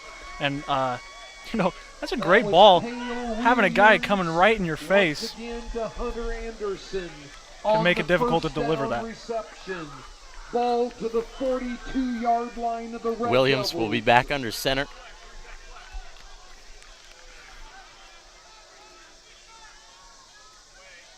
He's going to fake the option, goes up the middle himself, and he's picked up off his feet momentarily and gets dragged down eventually. A lot of guys involved in that tackle, but again, Donnie Hathaway. The helmet popped off on that. It's Karen Banks who will have to come off the field. Elston Lacey quickly taking his spot. And also number 92, Karan Banks. Knox trying to add It is more points to the 2nd board. and 7 for Knox. Scored on their last drive after going 0 for. But got the ball back with 3 minutes and 30 seconds left, and we're able to do something with it. Williams now with a block on the edge. Wayne throws him down, but Williams still going forward. The quarterback keeper, it is a first down. Good blocking out on the edge by for Knox. number 11, Really sprung that play there. There was Williams. nobody there on the Eureka defense out on the edge, and he was able to run The ball is and get a down lot of to the yardage and a first down. 25-yard Yeah, line. Knox has got some big guys on the offensive line, 275, 285, 245, 300, 285. Some big dudes running at you. You know, and looking at the defensive line of Eureka, they do outweigh us in most matchups, but seeing a little bit more skill from our defensive line in this game. But they need to make a little bit of a surge here. Saba's on the sideline once again, getting more work done. Williams under center once again. He's going to pitch it back. And Beaver The goes ball nowhere. carrier is number 8, Owen Beaver. Lost yards on that play. Willie Cox, number And again, I'm not a 1. big proponent of pitch plays. I don't think they work very often. You really got to catch the opponent lacking. It's gotta be done right, obviously, and you know, Eureka's defense. Fortunately, the second level was able to come up. You saw Arnett got pushed out on that play, and the second level was able to come up and fill the gap and make the tackle for a loss too. That's going to be 2nd and 12 on the 27-yard line for Knox. Williams looking to run the options, going to pitch it back. Anderson looking to get some room. Anderson gets held up. It kind of looked like his teammate was kind of stalking him for a tackle. I don't know what the deal was, but he needed to turn around and block. It did. I got a little turnaround there. Didn't really know what was going on, but on the tackle. it's going to be a long third down here for Knox. Yeah, it looks like a 3rd and 9. And again, as Barth emphasized this week, getting them into these passing situations. Again, but I mean, like, Williams has proven that he can throw a little bit. He Granted, has. it's a 50% completion rate, but, you know, not quite sure. Yeah, Saba's still getting work done. Could be a cramping situation. It is a bit warm. It's a bit humid. You got to be pounding fluids for sure. Got a Timeout taken by Knox. Early timeout in the half. You know, don't always know what's going through the mind of the coach. I'm not, obviously, like I said, I'm not going to knock him. There's a reason why he's down there once again, but It's an early spot. interesting spot to take a timeout, Spencer. Especially being the team trailing. You really want those timeouts later on in the game when Right, I mean, especially if you score here, you're only down 1 score. And if this thing comes down to a tight finish, you're going to want those timeouts towards the end, Spencer. Yeah, and this half or this drive has lasted every second of this quarter so far. It's almost a 5-minute drive now, and that can really take a toll on your defense. It can, and you know, honestly, it feels like it's been forever since we've seen our offense on the field. This defense has been on the field for a while. Yeah, And since the 3-minute mark, you know, they had the 3.5-minute drive to score. Knox did, and then kicked off right back to them, and yeah, they've been out there for the last 8 minutes of football being played, really. right, and you have the halftime break in between for them to get some rest, but still, I mean, being on the field for that long does play an effect. Williams running it out wide. He's starting to get trapped. He's going to fling it towards the sideline. That might have been brought in. Officials are ruling it was caught. We have a That's completed an amazing ball from Williams right there. That is he was backpedaling. He had pressure. He was still able to deliver the ball right on the money, right towards the sideline. And Spencer, a lot of the passing plays that they've been running, they've all been to the sideline. You haven't seen a lot over the middle. They've all been to the sideline, just out routes, comeback routes, whatever it may be. 4th and 1, offense remaining out there. Chance for the defense to show their mettle. Williams under center, sends a man in motion, hands off. Anderson pushing forward, and it likely got it. We have a little bit of extra help from the offensive line right there to get the push. I'm really surprised we don't see more teams using the Eagle strategy, the undefeated strategy of a QB sneak, where nobody can stop your quarterback if he has 2 guys pushing him from behind. No, you're not going to be able to, especially if those guys are First and 10. Pretty big guys, you know. I mean, that's a lot of weight you've got. And it helps that you have Jalen Hurts who can squat 600 pounds as your quarterback. Right, that does help. A lot of leg strength to get a push there. 9.5 minutes. This drive has lasted almost 6 full minutes. Williams going to hand it off. Or no, he's going to keep it instead. Durr drags him down this time, but still a 5-yard pickup. Levi, this triple option starting to look like it might work a little bit. Yeah, good read, good pull from Williams right there. We had pressure right off. I mean, it's good to see that we had pressure right off the snap, but that triple option, it's tricky. And when you think you've got him, you might not. I mean, we saw it earlier on the first half for Eureka with Caden Frazier keeping it on the read option. He got 10 yards because nobody was expecting him to keep it. It's a tough play to defend. Be 2nd and 6. Williams in the pistol. He's going to keep it himself, trying to get to the edge. Arnett there to put a hat on him, and Hopkins there to finish him off. Good job by Jack Arnett getting out there, really giving him no place to go. Tackler on the play is Austin Hopkins. And Jack Arnett, just one of those experienced seniors. Feel like we've called his name so many times today. But yeah, he had that first really big defensive play early. That's just the way that he plays. He's going to be flying all over the field, making an impact everywhere. And if he's not making an impact physically, he's making an impact with his voice and picking his guys up and encouraging them. And I'm sure that he's talking to them right now, trying to get them to bear down and make a stop. Having the student section at their back has got to help. That's where all the noise is coming from in the stadium. 3rd and 6. Knox trying to punch another one in. Sends a man in motion, looking to flip it. Ball is loose. It's a fumble, and it's jumped on by Beaver. But that's going to take him out of any sort of consideration for going for it on the 4th. They're going to bring out their kicker. Well, very fortunate for the Knox offense there. That could have gone really bad. Just a broken play right there. I don't really know who he was pitching it to, Spencer. There were 2 guys there, and he threw it in between them. Getting ready to attempt a field goal. Let's see what Chris McMillan can do. This is his first field goal attempt of his college career. Number 39. The first field goal attempt for either team got blocked earlier today. 39 Hathaway yards. trying to blow the kick one way. Rush, kick is up, and it is good. The kick is good. 21-10 now the score. 8-minute drive capped off of the field goal. By number 39, And Levi, you know those defensive guys have got to be happy to get off the field finally. Oh, you know they're happy to get to the sideline, get some water. And hopefully we can see a long drive from this offense, give them a little bit of rest. Maybe come back on the field a little bit more rejuvenated. And maybe with some extra breathing room. Hopefully, yeah, hopefully the offense can put some up on the board. Seen a lot of success from them today, but again, been a while since we've seen them on the field.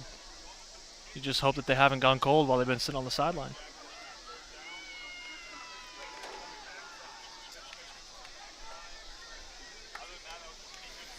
It's going to be Deloche and Butler are back deep to return. McMillan back out, fulfilling both sides of his kicking duties. A little bit of a more nervous feel to the crowd now. Knox has kind of let them know they've got an offense. Yeah, you know, it was 21-0 in the you know, we thought we've got this, you know, and Knox is having something to say right now, and it's going to be up to this Eureka offense to say, hey, we can come back and score points too. McMillan to boom it away.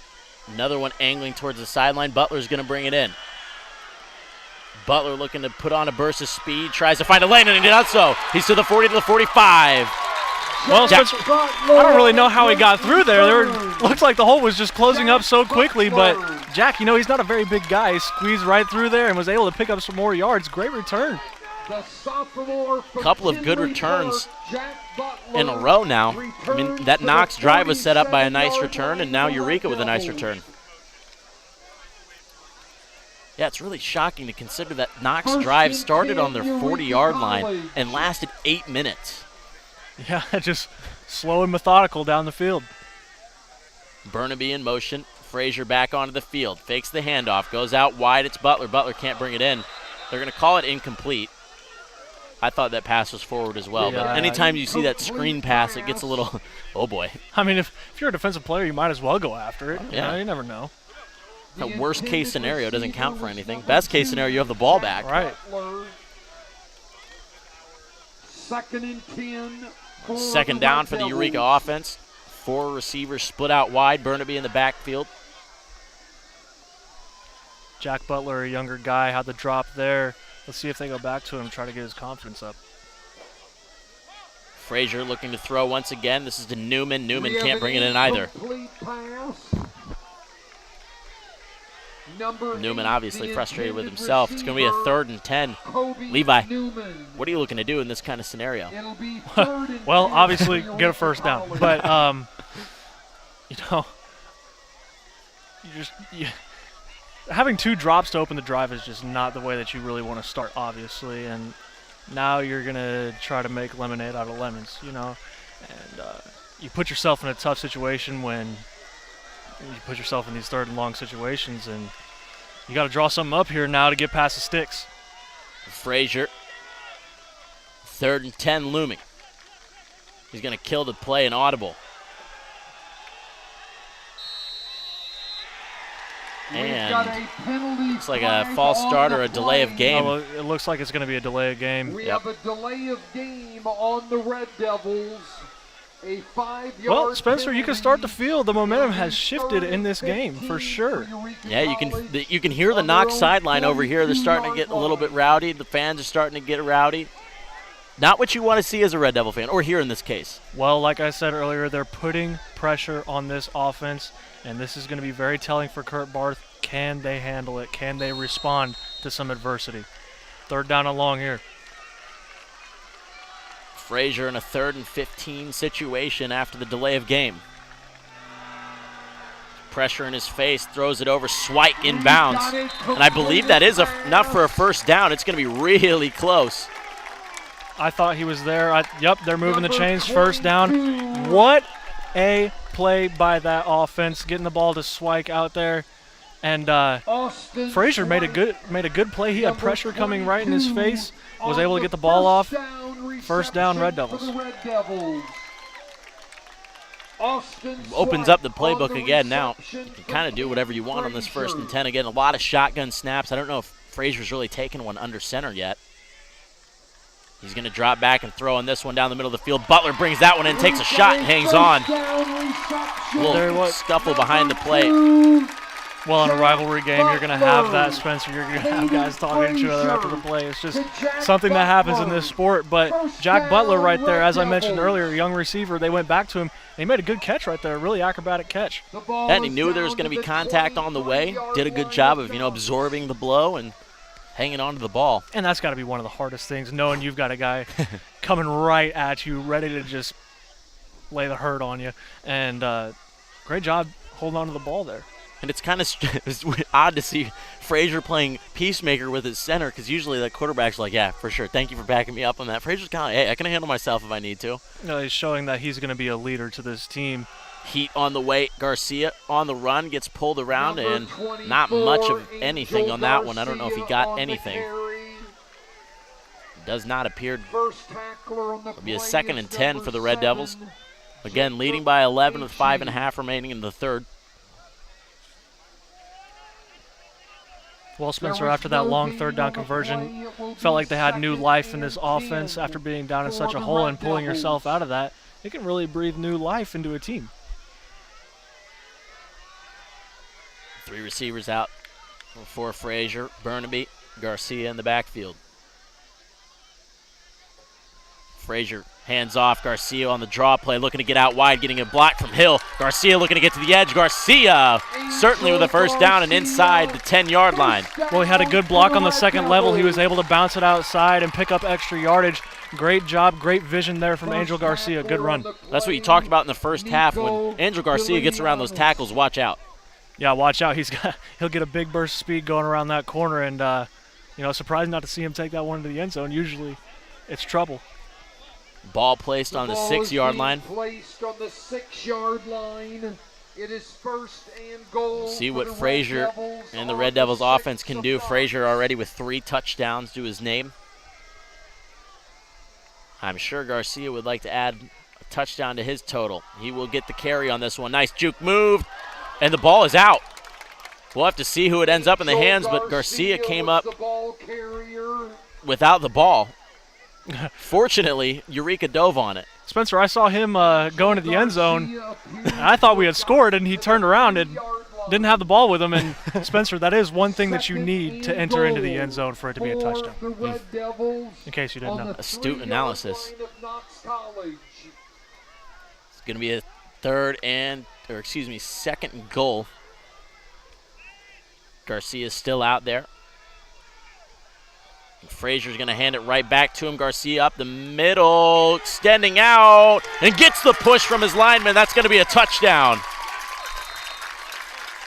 Well, Angel Garcia, a tough runner. He's got speed, but hey, he's going to be tough when he runs the ball too. And got stood up on the goal line and got that extra push from the offensive line to push him over. And Eureka responds.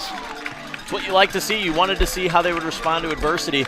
And again, I think, like you said, that key play was that third down conversion.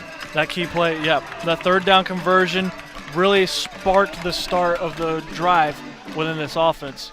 And Caden Frazier showed tremendous poise, tremendous maturity on that drive. And we're going to get another blocked kick here, Spencer. Ball ricocheting around. And a forward lateral. That play is going to get blown dead eventually. He's whistled down. Hey, you like the creativity. You can't do it, but you know, I mean, hats off to him. Just trying to make a play, but obviously that's not gonna fly. Yeah, the lateral haunts me as a Lions fan. Seeing Travis Kelce throw it backwards to Tyreek Hill in Week 1 a couple years ago, that was unfortunate to see. I did know this one though. Did go forward. You can't do that. Yeah, that stuff's nightmare fuel, Spencer. Watching your team just fall apart. Yeah, it's not a good feeling. It happened more times than I'd like to share, but it's just kind of what happens when you root for teams located in Michigan. Yeah. 27-10 will be the score after the blocked extra point. Well, Spencer, the sun is about down. The lights are on. It feels great out here. Saturday night. Good football weather, man. It's great to be in the booth with you. It's great to be calling this game. Just a beautiful, beautiful day all around. Yeah, I don't think you can ask for a better first game. I remember last year it was 91, 92 degrees. It was hot. And that was also played at noon. But starting the season off on a night game doesn't get much better than that. Yeah, talking to Coach Barth earlier this week, they had ideas of maybe a whiteout for this game, but unfortunately weren't able to get the new jerseys in time. But Spencer, me personally, to see a whiteout on Week 1 during a night game in a rivalry game against Knox doesn't get much better than that. I imagine we're going to see a whiteout at some point, and I reckon it's probably getting circled on that homecoming game in October. But right now, the task at hand is Knox in the Lincoln Bowl. Extracurriculars after the whistle on that. This defense has had a little bit of time to, get their legs back under them, rest. And, there's probably a little bit of pride in this, you think. Okay, they've scored on us 2 drives in a row. Let's regain some pride. Let's show them, hey, we're still out here to play some defense. Dean Saba back out there. And Jack Arnett looks like he's cramping up. We're getting a stoppage here for the injury. Yeah, that looks like a pretty textbook cramp, grabbing for that calf.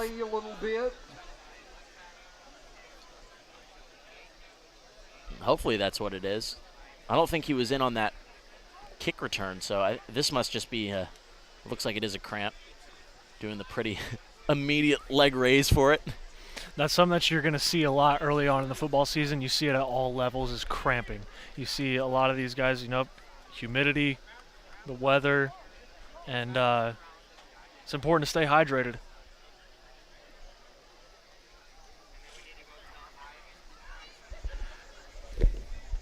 As they work on Arnett, we're going to step aside. Eureka leading by 17 here in the third, right here on the Red Devil YouTube page.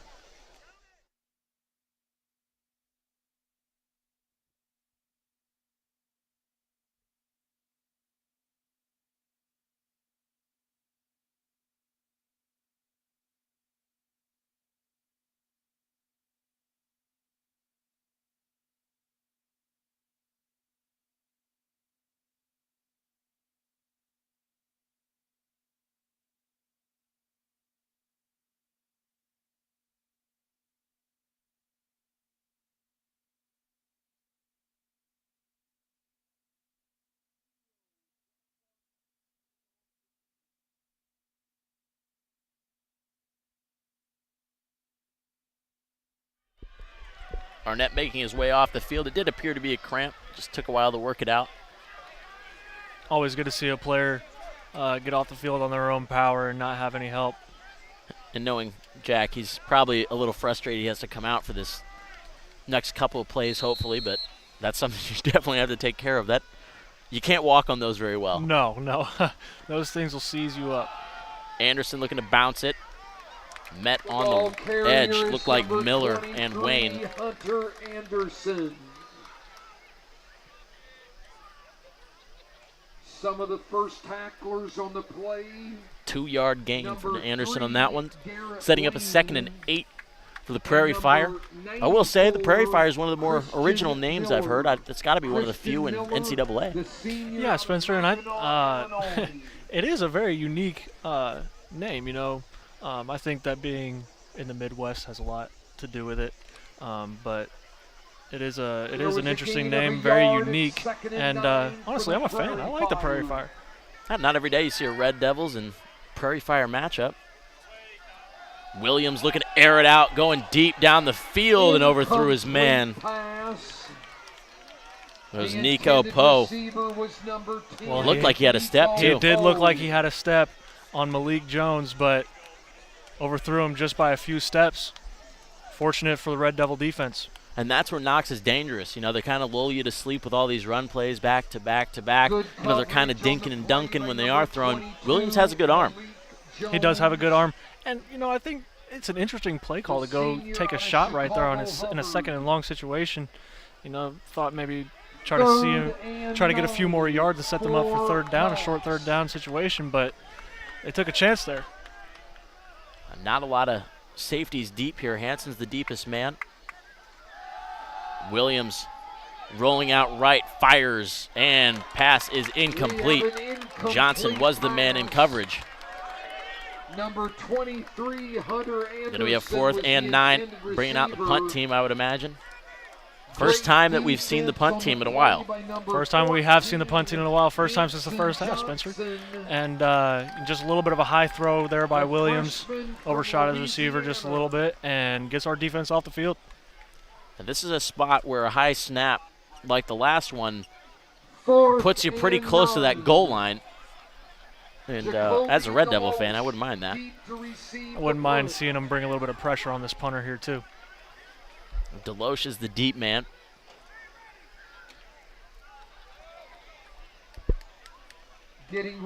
Knox having some problems substituting, and they are forced to take another timeout. Spencer, that's their 2nd timeout of the half, and 2 minutes and 30 seconds still left in this 3rd quarter. Could come back to bite them. Could come back to bite them. Hopefully, it won't be a factor because we're going to blow this game wide open.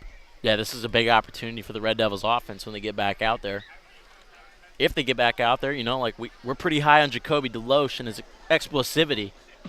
I have no problem with him returning one to the crib. I'd love to see it, Spencer. I would love to see it. Get the fans going. Kick returns are just so exciting when they happen. One of the most exciting plays in football.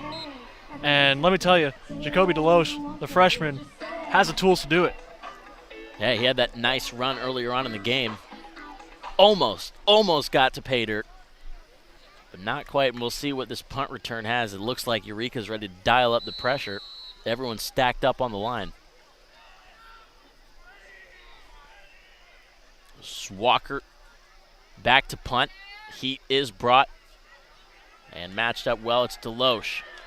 Deloche with a move. Deloche trying to get up the middle. Lowers the boom for a 2nd. On the punt return, and a lot of flags flying in. I'd expect something like a face mask then perhaps. On the play. If it's all in on that tackle, someone might have gotten grabbed.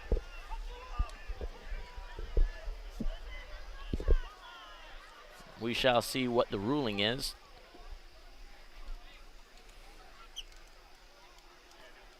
(27-10) again, our score. Eureka up in their season opener. Extra flag just got dropped there. We'll await the announcement. Could be looking at more than one penalty here, Spencer.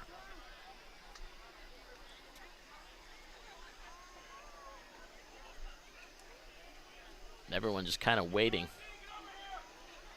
So one on Eureka. It appears that the penalty was on Eureka, an illegal block in the back by the Red Devils.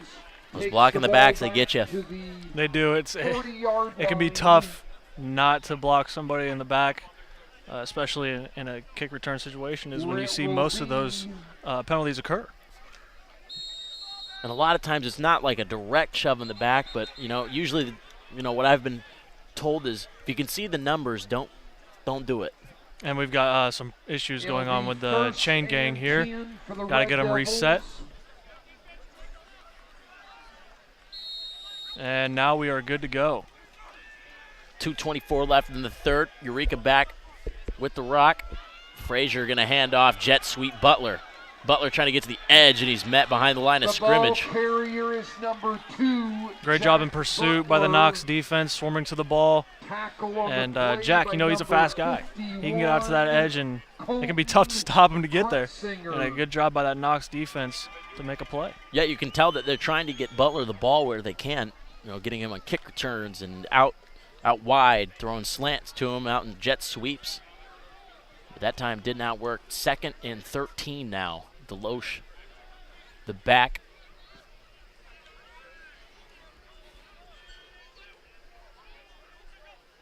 It's the low snap. Frazier gets it out quick. Swipe couldn't bring it in. We have an incomplete Another pass. drop by a Red Devil receiver. Number 22, Seen a few of those tonight, and I'm sure it can be frustrating as an offensive coordinator to see that your plays are working and your guys are open, but they're not bringing them in. Now we'll see if he turns into Slam and Sam with his clipboard. If there's a few more of those drops.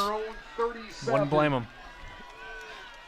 3rd and 13. Knox with a chance now to get a huge stop and reset that momentum we've been talking about. Feels like it's up for grabs. It's a 17-point game, but again, the whole fourth quarter, it's college football. Anything can happen. Frazier looking to air it out, throws a shot. Butler gets bumped, and he brought it in. What a catch from Jack Butler. Great ball, great catch, double coverage there. Jack Butler. How about it, kid? Have a game. Great catch there. Big gain. And, Eureka's offense is going to be looking to put the ball in the end zone in the next couple plays after that big one right there. A heck of a ball from Caden Frazier, put it where only Jack Butler could get it. And honestly, I thought there could have been some pass interference on that as well. Butler got knocked off of his feet, just kind of diving as he caught it. Well, Spencer, it didn't matter. He still brought it in. I can't complain. Great catch. We'll see how Eureka follows that one up, as they're now in plus territory and threatening with a minute left in the third. Frazier back to pass once again, going to chuck it down once again. Jackovic going for it. Get Moss! Welcome to the mixtape. Evan Jackovic with as good of a touchdown as you can have for your first. Well, Spencer, I'll tell you right now, I was walking into this stadium after halftime, and Jackovic was walking right next to me, and he is a tall guy, Spencer, and he used his length right there and made a highlight reel catch over the defensive back. Another great ball from Caden Frazier. Another touchdown pass for Caden Frazier. Great night for the Red Devils. Yeah, as good as a debut as you can have if you're Caden Frazier. 4 touchdowns in the first 3 quarters. And welcome to college football, Evan Jackovic. The kick sent through 34-10. Just a good drive there from the Red Devils, a really solid drive. Had a few good plays, and like I said, Spencer, after that big play, they didn't want to waste any time. They wanted that ball in the end zone, and they were successful in doing it. Yeah, and that might just be the knockout punch, going up 24 with only a quarter left and some change in the third. But that drive, heck of a drive. Heck of a drive. Great play calling from Sam Durley. And, they're starting to pile it on a little bit here. And defense knows going out in the field for this drive, they have a chance to help put the nail in the coffin in this game. Yeah, another stop here and potentially another score really puts this game out of reach. And again, we've talked about it before. There's literally, I can't think of a better day to have a football game. Perfect weather. The wind's not a factor at all. Once the sun got down, it'd probably sit in a nice 75 degrees, nice sunset behind us. Hats are gleaming, and that's where it's fun. It's a beautiful, beautiful night for some Red Devil football. Steven Bartkus Bartkus getting ready to boom one. From his 35. Another squib kick, and it will get to the back. This is Mora. Mora having some problems picking it up originally. He's able to get to the 25 and tackled near the 30. A very nice open field tackle. We got some shoving going on the Knox sideline over there. Number 18, Yeah, some. Isaac Mora. Now it's Spencer. You just really hope that this doesn't turn ugly quick. Knox trying to keep their guys on the sideline. I thought it was just Knox players going at it, but there was a guy for Eureka on that side of the field. The flags are being thrown here now, and we're going to see some penalties handed out. But overall, able to kind of keep it tame. A little bit of shoving, a little bit of pushing, but nothing too huge broke out there. Yeah, it looks like it might have been Benji Smith was the man coming off of the sideline. And we will see what happens with this. Officials having a convention over there. And Coach Willits is calling an emergency team meeting on the sideline, as he's got all of his guys bunched up to give them all the same messages, it seems. I'm sure he's giving them an earful and talking about being disciplined, because especially in this position, penalties hurt. And they'll hurt your offense, and them coming out on the field, you know, they might lose some yards here due to being undisciplined. And I'm sure that's what he's talking about right now. Having your guys keep their head on straight. It's easy to lose your head in a situation like that, especially when things haven't been necessarily going your way all night. Yeah, long discussion for the officials here. And again, it's got to be something trying to make sure that you're attributing the fouls to the correct people. You don't want to be sending anyone with a 15-yard unsportsmanlike conduct, because that would have to be the call. It's after the whistle's blown. Correct. Looks like Coach Barth is going down to an official to try to get some sort of explanation of what the conversation could be right now. Yeah, I'd be interested to hear from some of the players after the fact of what went on. The official having a discussion with the head coach, Aaron Willits, on the Knox sideline. Coach Barth will receive an explanation.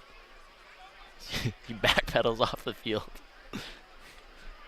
And that might have been part of it. Was we did see some of those Knox players start to come onto the field, and that is a huge no-no in college football, especially in a spirited exchange, we'll call it. Right. Sometimes, though, in a celebration situation, you'll see them just get a sideline warning. But could be different in a situation like this where it's pushing and shoving. And Smith, or whoever it was, it's either Smith or Lambert, and I want to say it was Benji Smith, was way back towards the stands on the sideline. Yeah, Spencer, he was way back there on their bench, and it looked like they had a lot of guys crowding around him, and he was able to get out of there.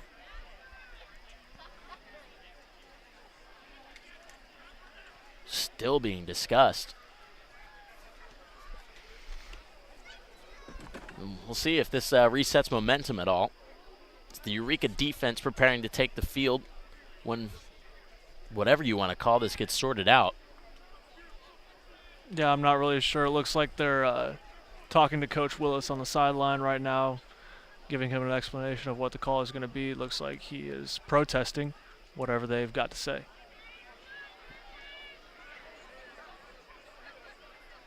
It is unsportsmanlike conduct, and it will go on Knox.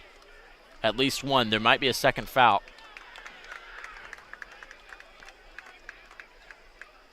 And I'm sure we'll receive an explanation over the PA system.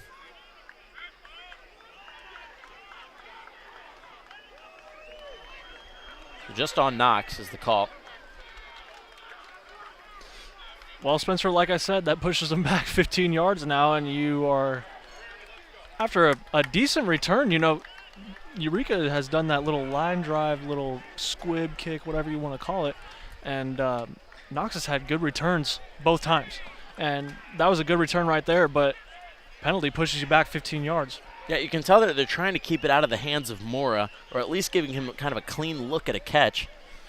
But, yeah, he's making the most out of nothing. Yeah, he's done a really good job finding the lanes and being able to get downfield.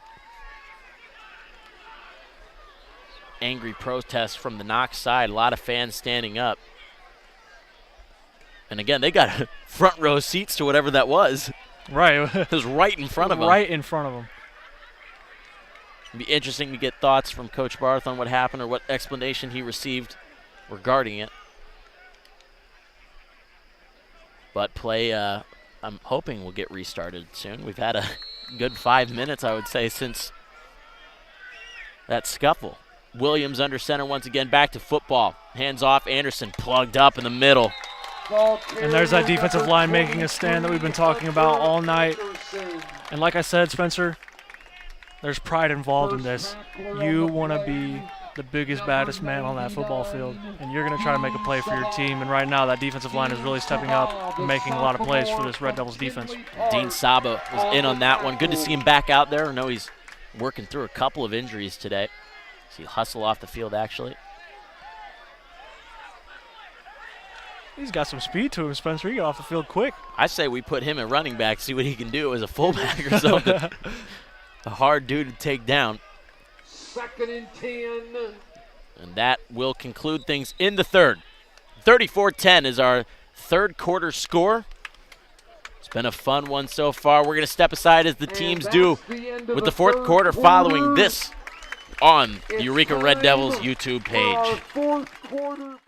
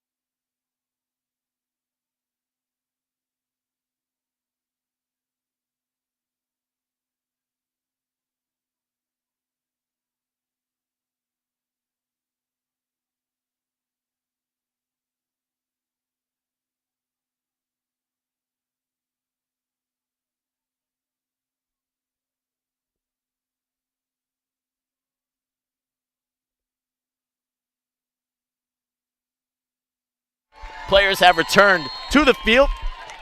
Everybody bouncing around for jump around.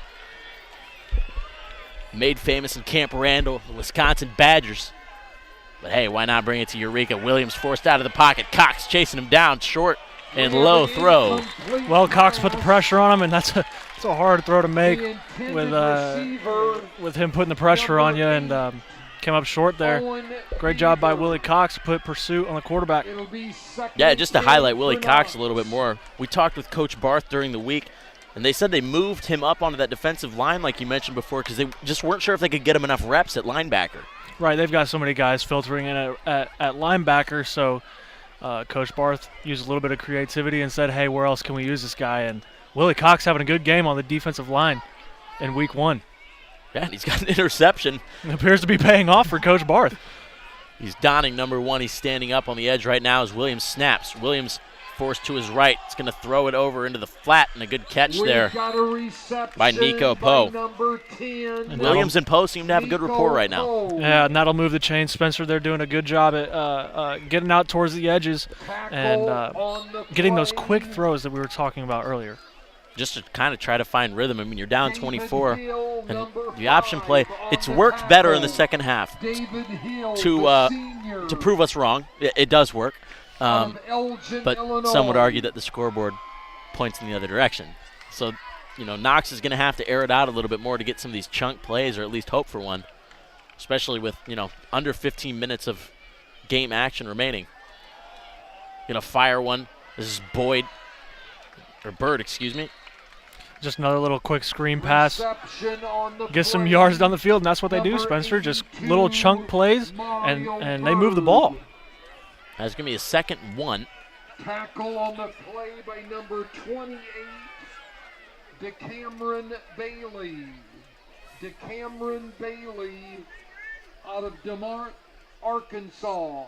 Taking a while in between plays here. You'd think that they'd try to speed things up a little bit. Yeah, you think there'd be a little bit more urgency from the offense here, being down 24 points It is in the 2nd fourth quarter. I mean, and 1 that for clock's running, us. Spencer, 2nd and 1. and there's not going to be any more time added to it. You got to get some points on the board. You got to move. And I would say this game is not completely out of reach. Here's Anderson as he tries to find some room and does not. Does look like he got to the marker, though. Good enough for a first down. Hunter Anderson. But again, this game's not completely out of reach. You know, that this is reliant on a few things, right? You can get 3 touchdowns and 3 2-point conversions. And it's a tie ball game. Again, that's assuming your defense can hold the 3 and outs. I mean, that's at least 2 3 and outs that you would require in short drives, and you have 1 timeout. Right, burning those 2 timeouts earlier in the half, like we talked about, is just not an ideal situation. You don't want to use those that early. Williams under center, drops back. He's got some heat from Hopkins. Throws it to Bird. Bird on the sideline gets forced out of bounds. Bird starting to pick it up a little bit. A flag on the backside of this play. But there was immediate pressure from the linebacker position, and Williams had to roll out. He didn't have a choice. Yeah, I mean, a lot of times it seems like he's been rolling this way anyway. That time it looked like he was supposed to stay in the pocket, but it could not. Right. When you just got pressure coming like that, you've got to get out of there, or else hurt is going to get inflicted. Right. Officials meeting up for this. And I believe it looks like the offense is both teams neither moving yet. That can kind of help you out as a broadcaster. When a team starts moving, you can kind of like, okay, that's what the call is going to be. But both teams kind of set in their ways right now. Been taking a lot of time for these officials to figure out what's going on with these penalties. Now you got to remember, this is week 1 for them too. Personal foul is called clipping. 15 yards the wrong way for Knox. Not every day you see a clipping call. No, not every day you see one, but something that they're trying to eliminate from the game. Can be dangerous for guys hitting them below the knees. The ball will go back. Now, what goes into a clipping call? Like, what makes it a clipping play? Clipping, is when a blocker goes out and intentionally takes a guy out from below the knees. They're going to throw a flag on that every time. It's going to be personal foul. You're going to get called for clipping. And it's really just to protect defensive players because it's a dangerous play. Honestly, with all that weight coming down on you, can cause some bad things to happen. Clock restarted, 12:45. Williams dropping back to pass. Forced under pressure again and tackled in the flat. Brendan Durr with a nice tackle on Hunter Anderson. Great open field tackle by Brendan Durr there. Little screen pass. He read it perfectly, and he was there to make the hit. And there was more pressure off of the edge on that last play. They didn't quite get a number on it, but again, Williams forced out of the pocket again. Just putting constant pressure on him, and that's all you can ask for from this defensive line is to put constant pressure on the quarterback, make him make quick decisions, and just try to really get him frazzled back there. It will be 2nd and 26.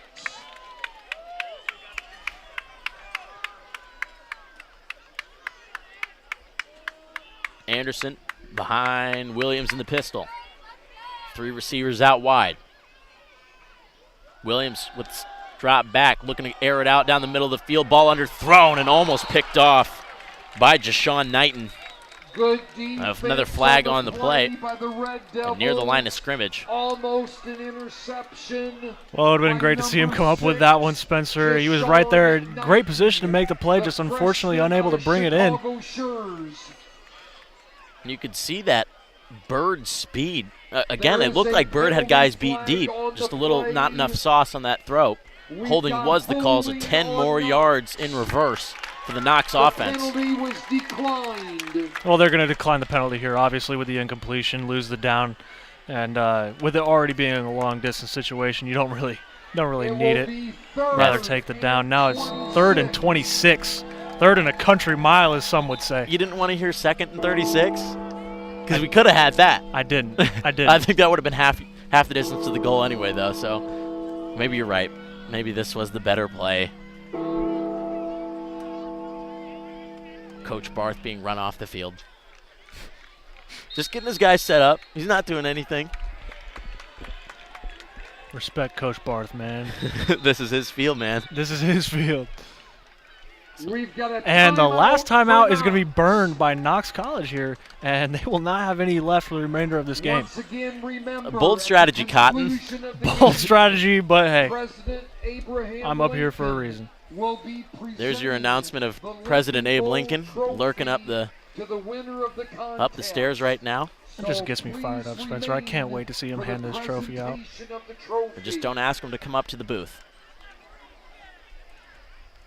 Did not have great relations with Booth a few years ago. 34-10 is our score. Eureka up.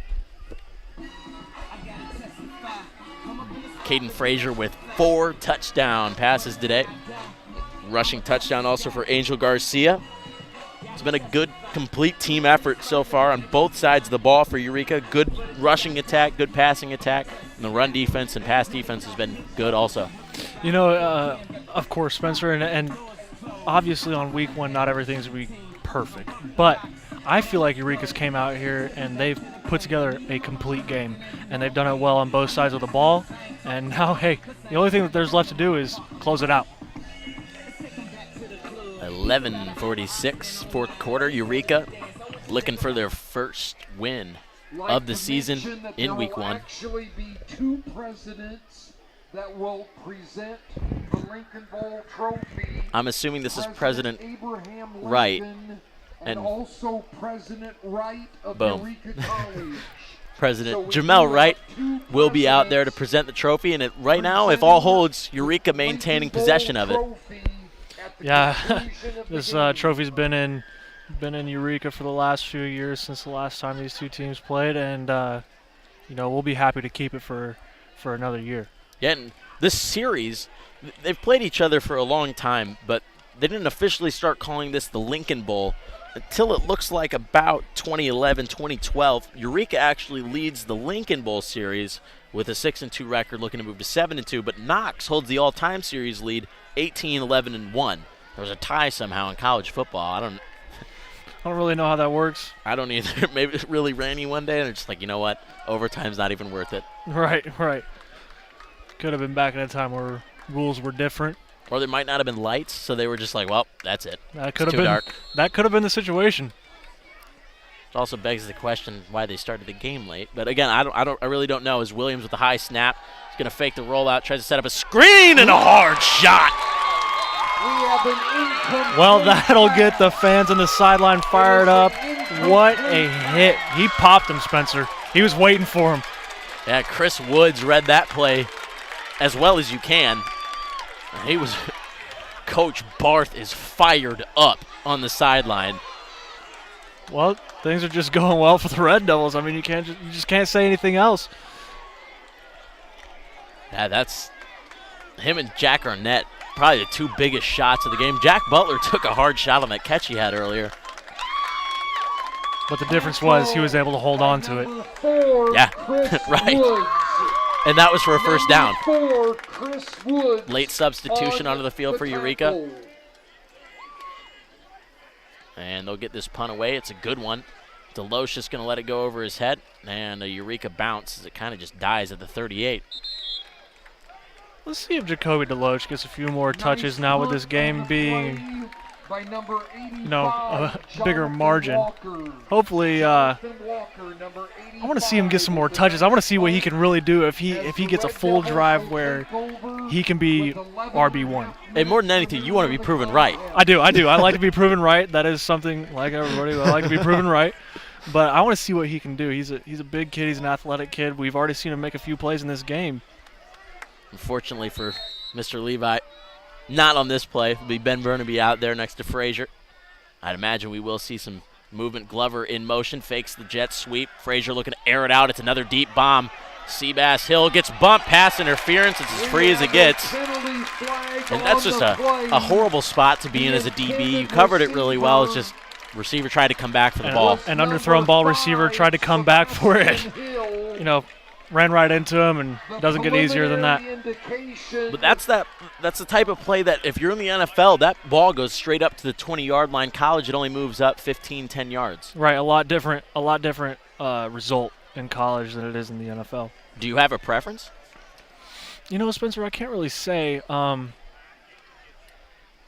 Spot foul gets a little tough just because, you know, you don't know that he would have made the catch anyways. I think a 15-yard penalty is sufficient, if I'm being honest. Spot foul, I mean, I can just chuck one up there then and hope to get pass interference. And if you're in the end zone, you get the ball at the 1-yard line, you know? Burnaby in motion, Frazier handing off. It's Garcia. Garcia in between the tackles. Angel Garcia, number 24. Gets a nice little gain there for, looks like about 3 yards. Well, like we said from the start, he's going to be one of the main ball carriers on this team, and we've seen that tonight, and he's done a good job tonight, Spencer, running behind his blockers and getting out on the edge. It's been a fun game so far. Good touchdowns being scored. We've had some blocked kicks. We've experienced a lot in this game for sure, Spencer. A full range of emotions, to say the least. You never know what you're going to expect when you kick off a football game, and that's what's so exciting about this sport. Here's another screen pass to Burnaby. Burnaby in the open field gets cut down. That's a tough tackle to make in the open field. Yeah, that's a big guy you're trying to bring down. And unfortunately, he just got tripped up because he had some green grass ahead of him, Spencer. He would have taken that for a long way. And that was Colin Finnicksmeyer, a freshman out of Colorado, stepping up on the fifth-year Ben Burnaby. There was a 3rd and 7.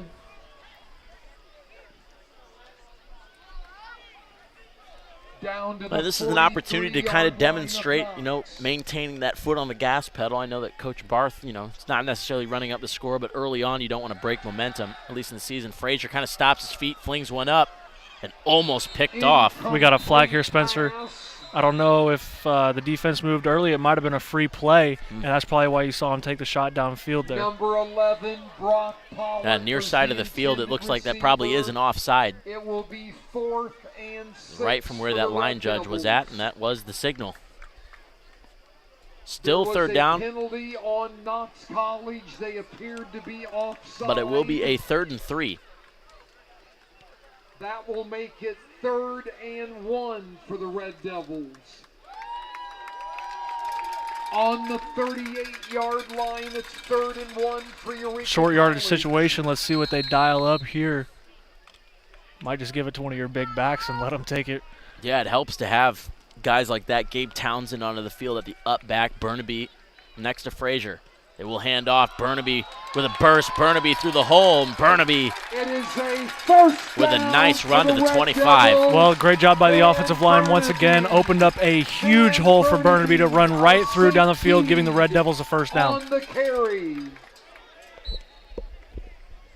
10:05 and counting down towards Eureka's season-opening win, hopefully. 10 minutes remaining in the contest. As they march ever closer to another touchdown.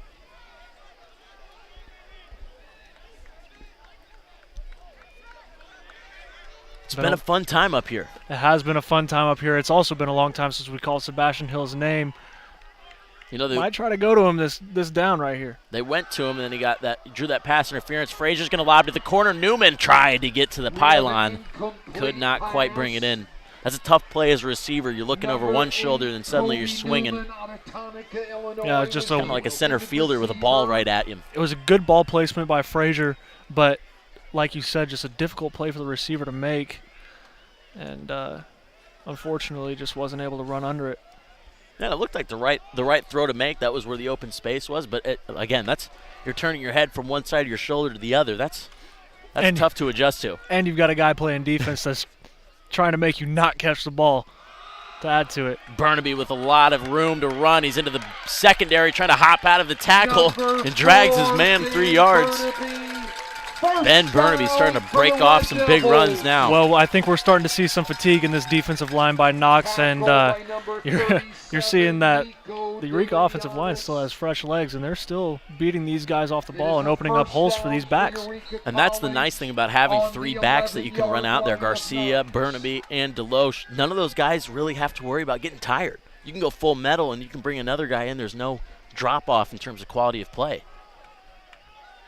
Frazier flanked by Burnaby after the nice run from him.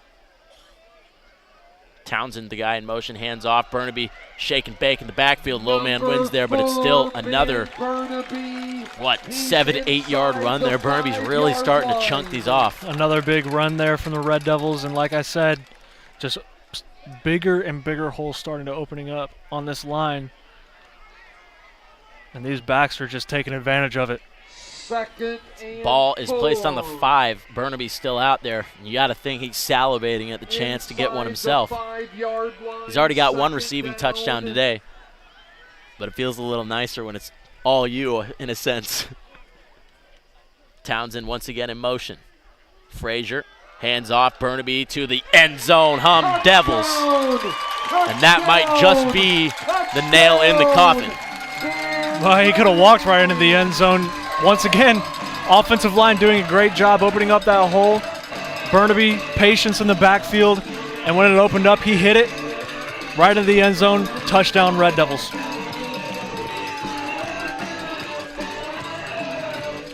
Bartkiss on for the extra point, as these fans have really been treated to a good one today.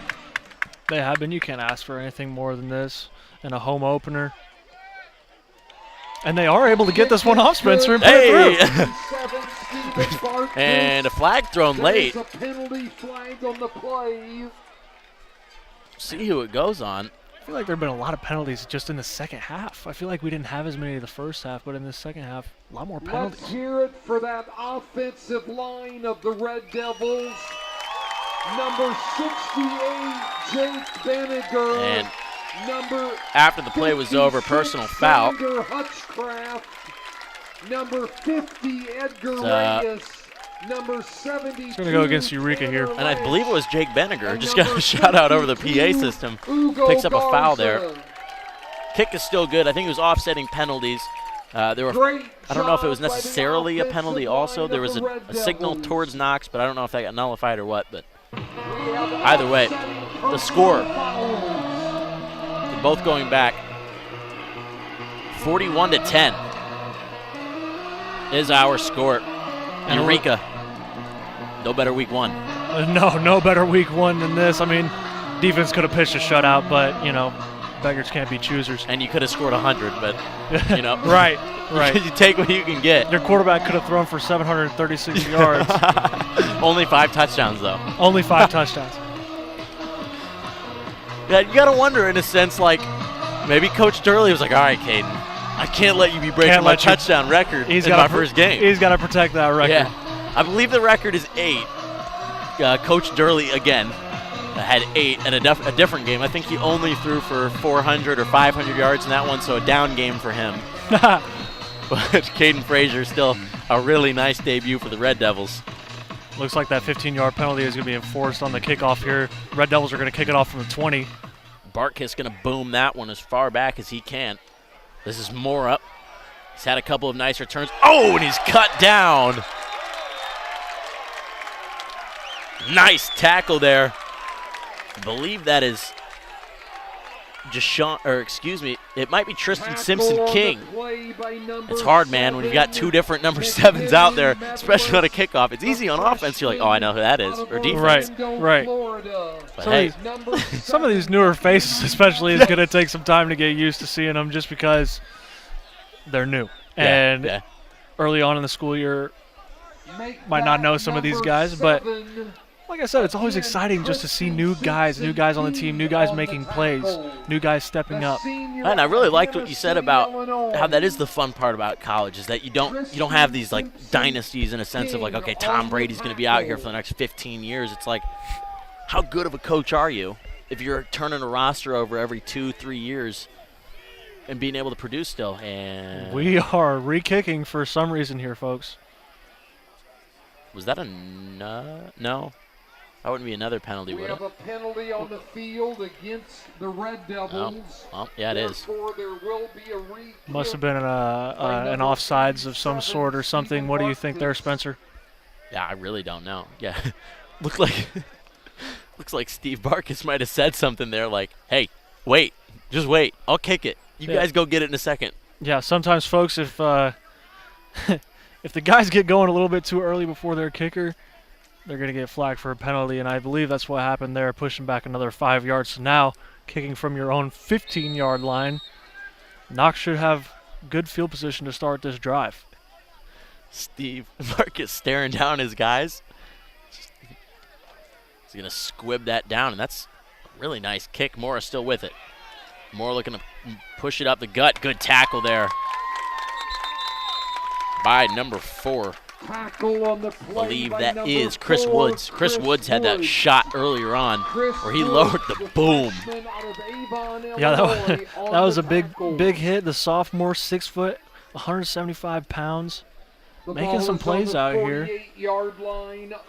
And like I said, Knox going to start in a good position here. As they bring the offense out onto the field, see if they can put something together here. Obviously the game pretty much out of reach at this point, Spencer. I mean, you're 31 points down, 8 minutes to go. What are you looking for from this drive to take into the next week? Yeah, I mean, really, Knox is just trying to get any sort of momentum. They'll try their option again. Williams brought down by Saba. But yeah, I mean, really, at this point, you're just looking to try to get any sort of positive movement in this game. You know, it's been a tough game for Knox. They knew it would be a pretty uphill battle. I know that Jack Arnett said that they were coming with the heat. Donnie Hathaway said, quote, "It's going to be exciting." Yeah, and it has been an exciting one. It's lived up to it, and you know, it just feels so good if you can start off the year 1-0. You know, being on the winning side, start off the year on a right note, and then you just build from there. You just build the blocks to success. Williams faking the handoff. He's going to run it himself, trying to get to the edge. Able to do so. He's to the 25-20, and finally dragged down. And that was a really good play there from him. Like we said, he loves to take off. He loves to run the ball, and he's good when he does it. He was able to beat the defender to the edge and actually get out there and pick up some extra yardage. Great run there by Williams. And that's what he offers, you know, like it's just he's been bottled up mostly, but yeah, again, that's the importance of maintaining that contain, making sure that quarterback can't get outside. The ball is on the and another red zone opportunity for this Knox offense. And we may get a look at a different quarterback on the next drive. Noah Burlett warming up. Caden Frazier up and around, so it's not from any sort of injury. Williams handing off. Anderson trying to work up the middle and brought down amongst the pile. Yeah, Burlett, a guy that got some playing time last year, and you know, it looks like he's going to get an opportunity to come into this game, see what he can do at the quarterback position. The sophomore from Madison, Illinois, Elston Lacey. Clock continues to tick. 6:20 remaining in this one. 41-10. Eureka College leading in the Lincoln Bowl. Ball is on the 12. The 9th instance of this matchup being called the Lincoln Bowl. Again, these teams have played, what, 30 times? If I'm doing the math right. 18, 11, 1. Williams still has it. Williams all the way into the crib. Touchdown, number 11. Cale Williams with that touchdown breaks the Knox rushing touchdown record for a career. This is 27th, so congratulations to Cale. Obviously, I'm sure you would like it in a closer game, but take what you can get. Right, but I mean, congratulations to him. That's a huge accomplishment. Putting your name in the record book, that's pretty big. Congratulations to him. A great run right there, and he's done a good job running the ball all night long. Will likely come up a little short in his efforts, though, for this one. As, again, you're trailing by a lot. Student section trying to chirp him from what? 100 yards away. Yeah. Hey, if it works, you know what? Kick is up. And no Spencer, good. it might have done something. From 100 yards away, the student section comes in the clutch, wide left on the kick. Eureka College You know what? Hey, what do I know? What do I know? Of course, when we start talking about the student section, they got to show us up on there. Hey, I respect it. Some next level hating. They can't hear the broadcast, but they felt the energy shift. Like, we got to do something about this. We'll take it, Spencer. Can't let that slide. Under 6 minutes to go. Eureka looking to put the finishing touches on this one. I imagine we'll see a heavy dose of running plays coming at us. This might be an opportunity for Jacoby Deloche to get some touches. I just want to see what he can do when he's got to drive to himself. I gotta see what he can do.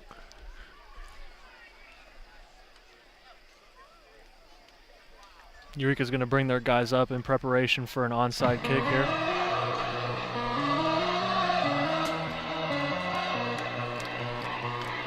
And Knox is at least going to set up like they're going to kick it normally.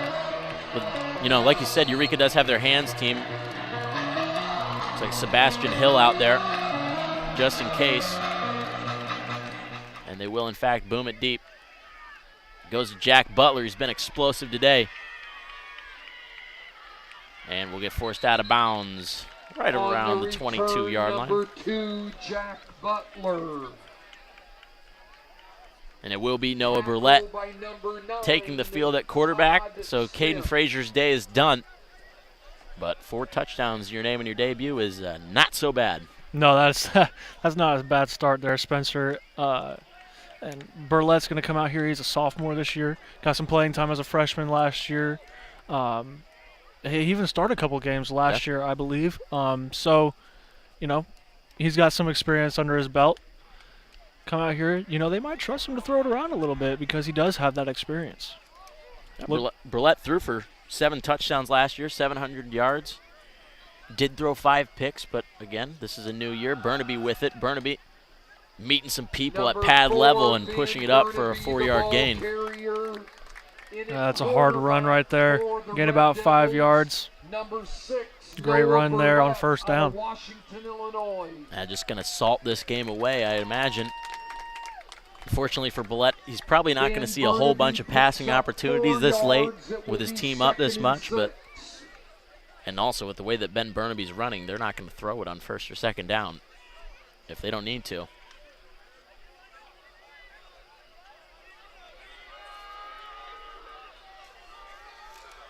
Burlett in the shotgun.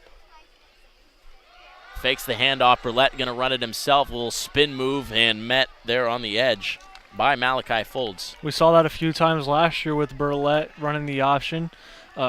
He can run. He is an athletic guy. He can run an open field. But we did see that a few times last year from Burlett, the option. And we saw it earlier today from Caden Frazier. Yeah, certainly something that seems that Coach Barth and Coach Durley have instilled in their quarterbacks is like, hey, if you want to run it, don't be afraid to do so. You've got the athleticism. 4.5 minutes remaining on a 3rd and 3. Burlett handing off. Burnaby up the middle. Burnaby getting the first down and a little bit more. Spinning off some tacklers and brought down. What did he spin off with 3 or 4 guys right there? Just nobody could bring him down, and he was saying, "Hey, bring me that next guy. Bring me that next guy." Tough run there from Burnaby for the first down. We talked to Coach Barth. Jack Arnett interned at the University of Cincinnati this past summer with their weight program, with their strength and conditioning. Coach Barth said Arnett's been crucial in bringing that sort of Division I mentality to this weight room. And that can be big for a program. I mean, obviously, a lot of work is done in the weight room. And these Eureka players are showing it. They look strong in this first week. Burlett back in the shotgun. Deloche standing next to him. Biding their time.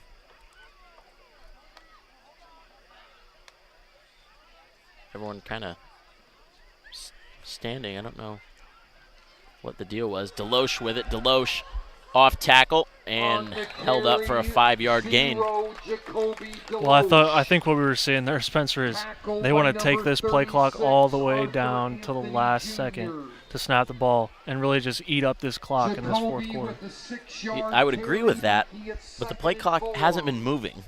Right. So I think the play clock on our field has not been working, but the referees do give a signal when there is a certain amount of time left on the play clock. Again, week 1, working out the kinks technology-wise. We had to deal with it today. There's a lot of stuff that goes into making a football game happen. But as long as they're giving some sort of signal, yeah, you can see this back judge. He's throwing up his hands. Burlett's going to keep it on the read option. Burlett with some room to run, putting on a move and able to kind of avoid a big shot there. A first down for the Red Devils. Man, he's quick. He's a quick little guy, isn't he? He got out to the edge and took off, and it felt like he was 15 yards down the field within an instant. You could tell the defense really respected Deloche on that. Everyone went that way when they faked the handoff. Just over 2 minutes left in the contest.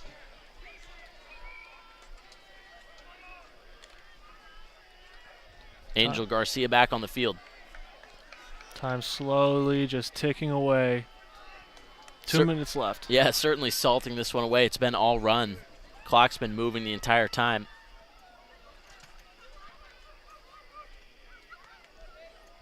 Burlett, hands off. Garcia up the middle, spun down. 4-yard gain once again for Garcia. Angel Garcia. It's probably, by the end of the night, passing and rushing yards are going to be pretty even. Passing had a pretty heavy advantage early on. But throughout the rest of this game, it's been a lot of chunk rushing yards. And they've done a good job with it, too. They've been eating a lot of time with these drives and never gave Knox a chance to come back in this game. Standing ovation for the Hogs, if you will, on the front lines. Well, I tell you what, Spencer, they deserve it. They did a great job tonight. Both sides of the ball, offensive and defensive. Offensive, they were opening up holes all night. Defensive, they were disrupting plays, getting through the line quickly. Just a great job by the guys tonight.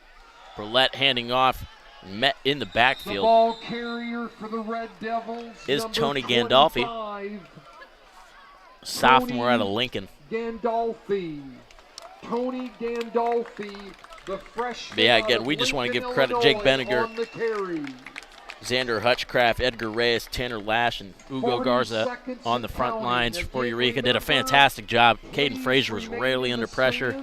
Chunk plays were getting ripped off with ease. And I'd like to specifically get a shout-out to Xander Hutchcraft, filling in for an injury. Had a guy go down this week, unfortunately. And, hey, like we were talking about at the beginning of this game, next man up mentality. This will likely be the last play of the game. Gandolfi will be the man to do it. Once again, and about a 2-3 yard gain.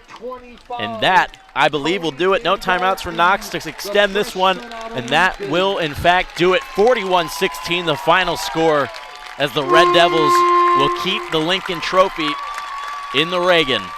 Levi, thoughts on tonight's game? Well, like I said earlier in this game, I think we saw them just come out and play a complete game. Always good when you can get the subs in at the end of the game and get them some play time, some experience, maybe some freshmen that haven't had, college experience yet. And it's good to get those guys in those situations because they get more comfortable being on the field in a game-like experience. You can only do so much in practice. But a great game tonight, a lot of exciting things on both sides of the ball for this Eureka Red Devils team. And just a complete game tonight, came out dominated from the start. Caden Frazier finishes with 4 touchdowns through the air, and Angel Garcia and Ben Burnaby both with rushing touchdowns, and Sebastian Hill with 2 receiving touchdowns as well. So a fantastic start to the season for the Red Devils. We're looking forward to continue our coverage of it. Next event being televised is the Eureka College women's volleyball team on Tuesday. Be sure to tune in. That'll be on ECTV with yours truly. Again, Levi, thanks for coming up. We really appreciate it. It's a great time. Man, it was a great time. Red Devils are 1-0. Let's keep it going. That's all from us. On behalf of my partner, Levi Taylor, and myself, thank you for all of our crew working. We will see you next time.